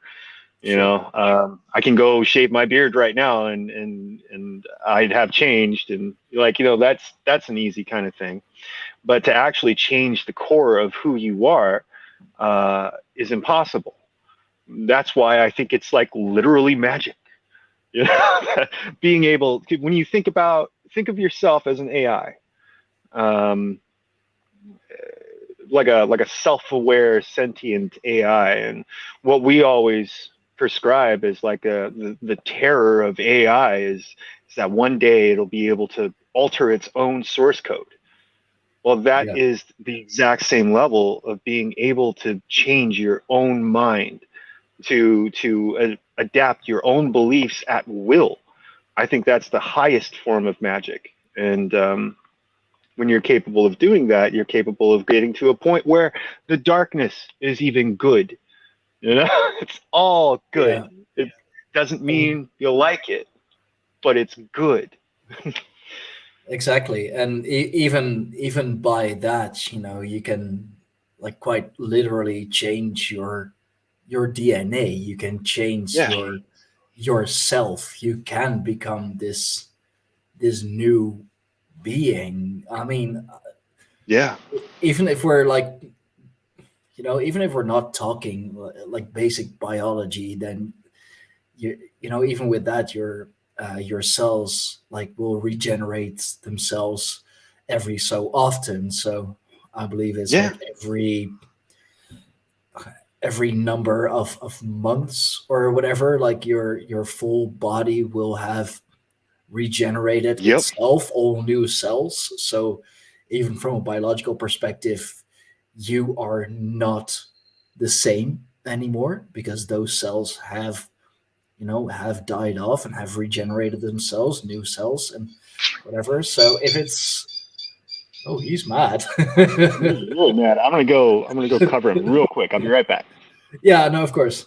I'll just I'll keep talking into the void. But um, it's a good point. If you're able to, like, if your body is able to do that from a biological perspective, with the will that we have been given, free will. Even if you like, I don't care if you believe in free will or not. I believe it's a thing. Like, you are always given, like, at the very least, you are always given a choice. Right. You can, as you said, you can stay the way you are. You can convince yourself the hardest, and just every day, like, there's nothing wrong with me. I don't have to change, so I'm not going to change. It's a choice you can make. Is it a bad choice? Is it a good choice? Point of view. You know, you may think it's a good choice. Everyone else is probably gonna think it's a bad choice. But you can also, and it's, a lot of people will do that. They will, and it's a hard thing. They will see the faults in themselves. They will see the flaws in themselves, in the way that they're thinking, in the way that they're acting, in the way that they are doing things, living life. And but then again, seeing the flaws and actually doing something about it is a whole other thing as well. And it's the hardest thing you'll ever do, is try to change yourself, to change who you are, especially if it's going to be for the better, for the better, for yourself, for your family, your wife, your kids. You're gonna encounter many demons. You're gonna go through Well, through your own personal hell, but you know, it's a very effective way, you know, going through that immense darkness to find the light, to see the light, you know, see the light at the end of the tunnel. And yeah, the journey is absolutely gonna suck, but in hindsight, you will look back at it and be like, I did survive. I have come out the other Yeah. end a better man, and that is magic, because it's you literally transform yourself into someone else. Like I can like even I can even say of myself that like last summer, or you know, couple weeks ago, couple months ago, I was not who I am now. You know, I have learned more. I have done more. I can do more. I have more knowledge, better skills, have sharpened some skills. You know, and it's a very I can see how you would think that, oh, you know, people are not able to change themselves. Because if Mm. you look at the bigger picture, if you kind of, you know, zoom out and look at everything that's happening, yes, it's cycles. You know, you see people making the same mistakes again and again and again and again, and Well, you're that's like, exactly why I thought that, because I was unable to change myself at the time. I couldn't change me, so I'm like, yeah, change. You can't. No one can change themselves because I couldn't do what? it. Which is you projecting it on Exactly. the other people, on the outside, and I can only command it that you know, you manage to transform yourself. And it's it's hard. It's you know, it's physically hard. It is. You Uh, know, through that thing that uh, that mighty that I went through. Uh, I didn't have a beard at the time. You know, I like was pretty clean shaven, but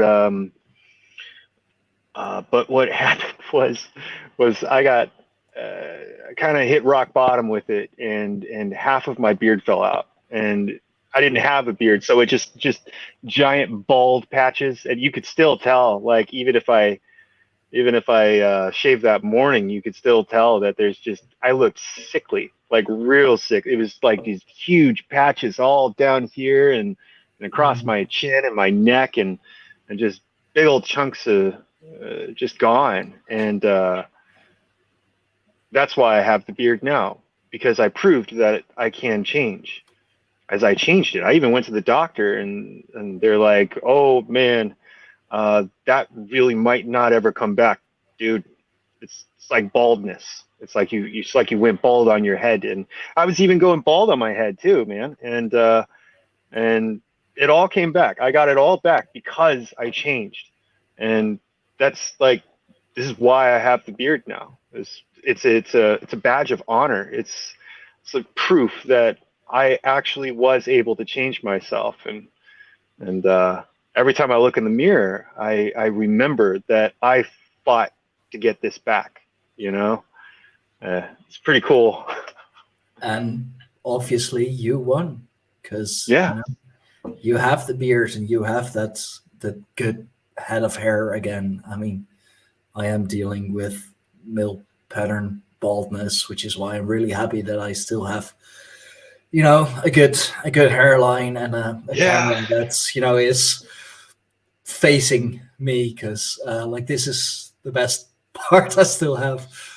I'm Um, 39, and so every year that I get to keep my hair, I feel really lucky. You know. oh yeah, oh you should be, you should Yep. be. That's you're truly blessed. Yeah. Yep. Oh, I think on this high note, we're gonna wrap it up. It's been over 2.5 hours, man. Wow. Wow. Yeah. Look at that. I knew You this. sure can't get talking. I mean, it's dude. This is what we said. Like leading up to this, like this is going to be a great one. Yeah, this is going to be a great one. And I mean, I can keep talking all night, but Yeah. you know, my girl wants some attention too. My cat is starving for attention. I never give him any attention. Yeah, I can tell. So yeah, thanks, man. I Yeah, that was a blast. absolutely. Thank you. Oh yeah, very much so. Very much so. It's just so much to think about, and especially the like the what ifs that we talked Mhm. about. It's fascinating and definitely something I'm gonna ponder Yeah, on, just play ponder with that over. ball. Yeah. Yeah, because it's so out there. But you know, if, as you said, if you just put your ego aside for the moment and forget what you think is the truth, then it makes so much sense as well. But at the same time, it really doesn't. Yeah. It's fascinating. Put This the is ego back on, and it feels disgusting. It's a gross thought. That's why a yeah. lot of people get real mad at me for saying it. But you gotta kind No. of separate. Oh, dude, those controversial topics, those controversial, you know, sayings, quotes, whatever, dude. I'm all for it. You know Yeah. how the bigger it's like out there, the more it's out there, the more outrageous it sounds, the more I wanna just sink my teeth into it and be like, Yeah. I huh, have to understand it. I gotta yeah, understand. yeah, Yeah. exactly. So Oh is man, thank you there? so much. You're more than welcome. Thank you so much too. This has been absolutely amazing. Is there anything you want to plug, anything you want to promote, Oh, anything that you are working yeah. on? Look us up on YouTube. I do a show with James True called High Magic. James True and Mephisto. He's a German streamer. You can find his channel through that channel, but it's High Magic with a K and CK, MIGCK. But my mind is fried. But yeah, that's about it. Do that every Friday night. We do it live, and anyone's welcome. And that is all. Okay, well, I should have put up some links in the description already. Definitely check out High Magic. It's a great show, talking about a lot of good stuff. Um, so yeah, thank you again for coming on. This was a great talk. I am like really gonna enjoy this for the rest of the night. My brain is pretty fried as well, just because of all the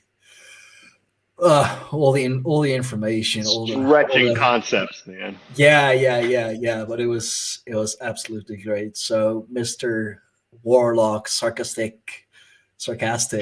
Uh, thank you very much. Thank you for coming on the Grey Horn Pagans podcast. Thank you all who joined us in the live chat. The live chat was a very lively chat. So that's good to see. You can find the Grey Horn Pagans podcast on all the bigger podcasting platforms.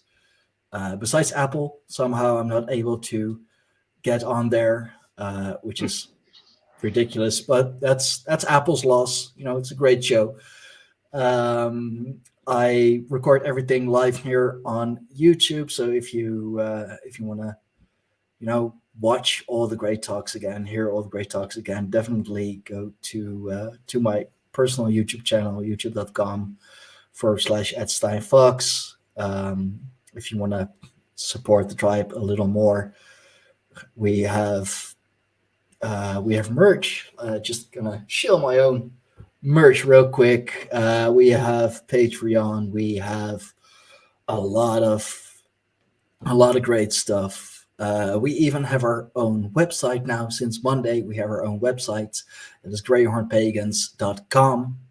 If you go to the website, you'll find the links to, well, everything, every important tribal thing. So yeah, thank you all. Thank you, Sarcastic, for coming on. This was a blast, and until next time, see ya.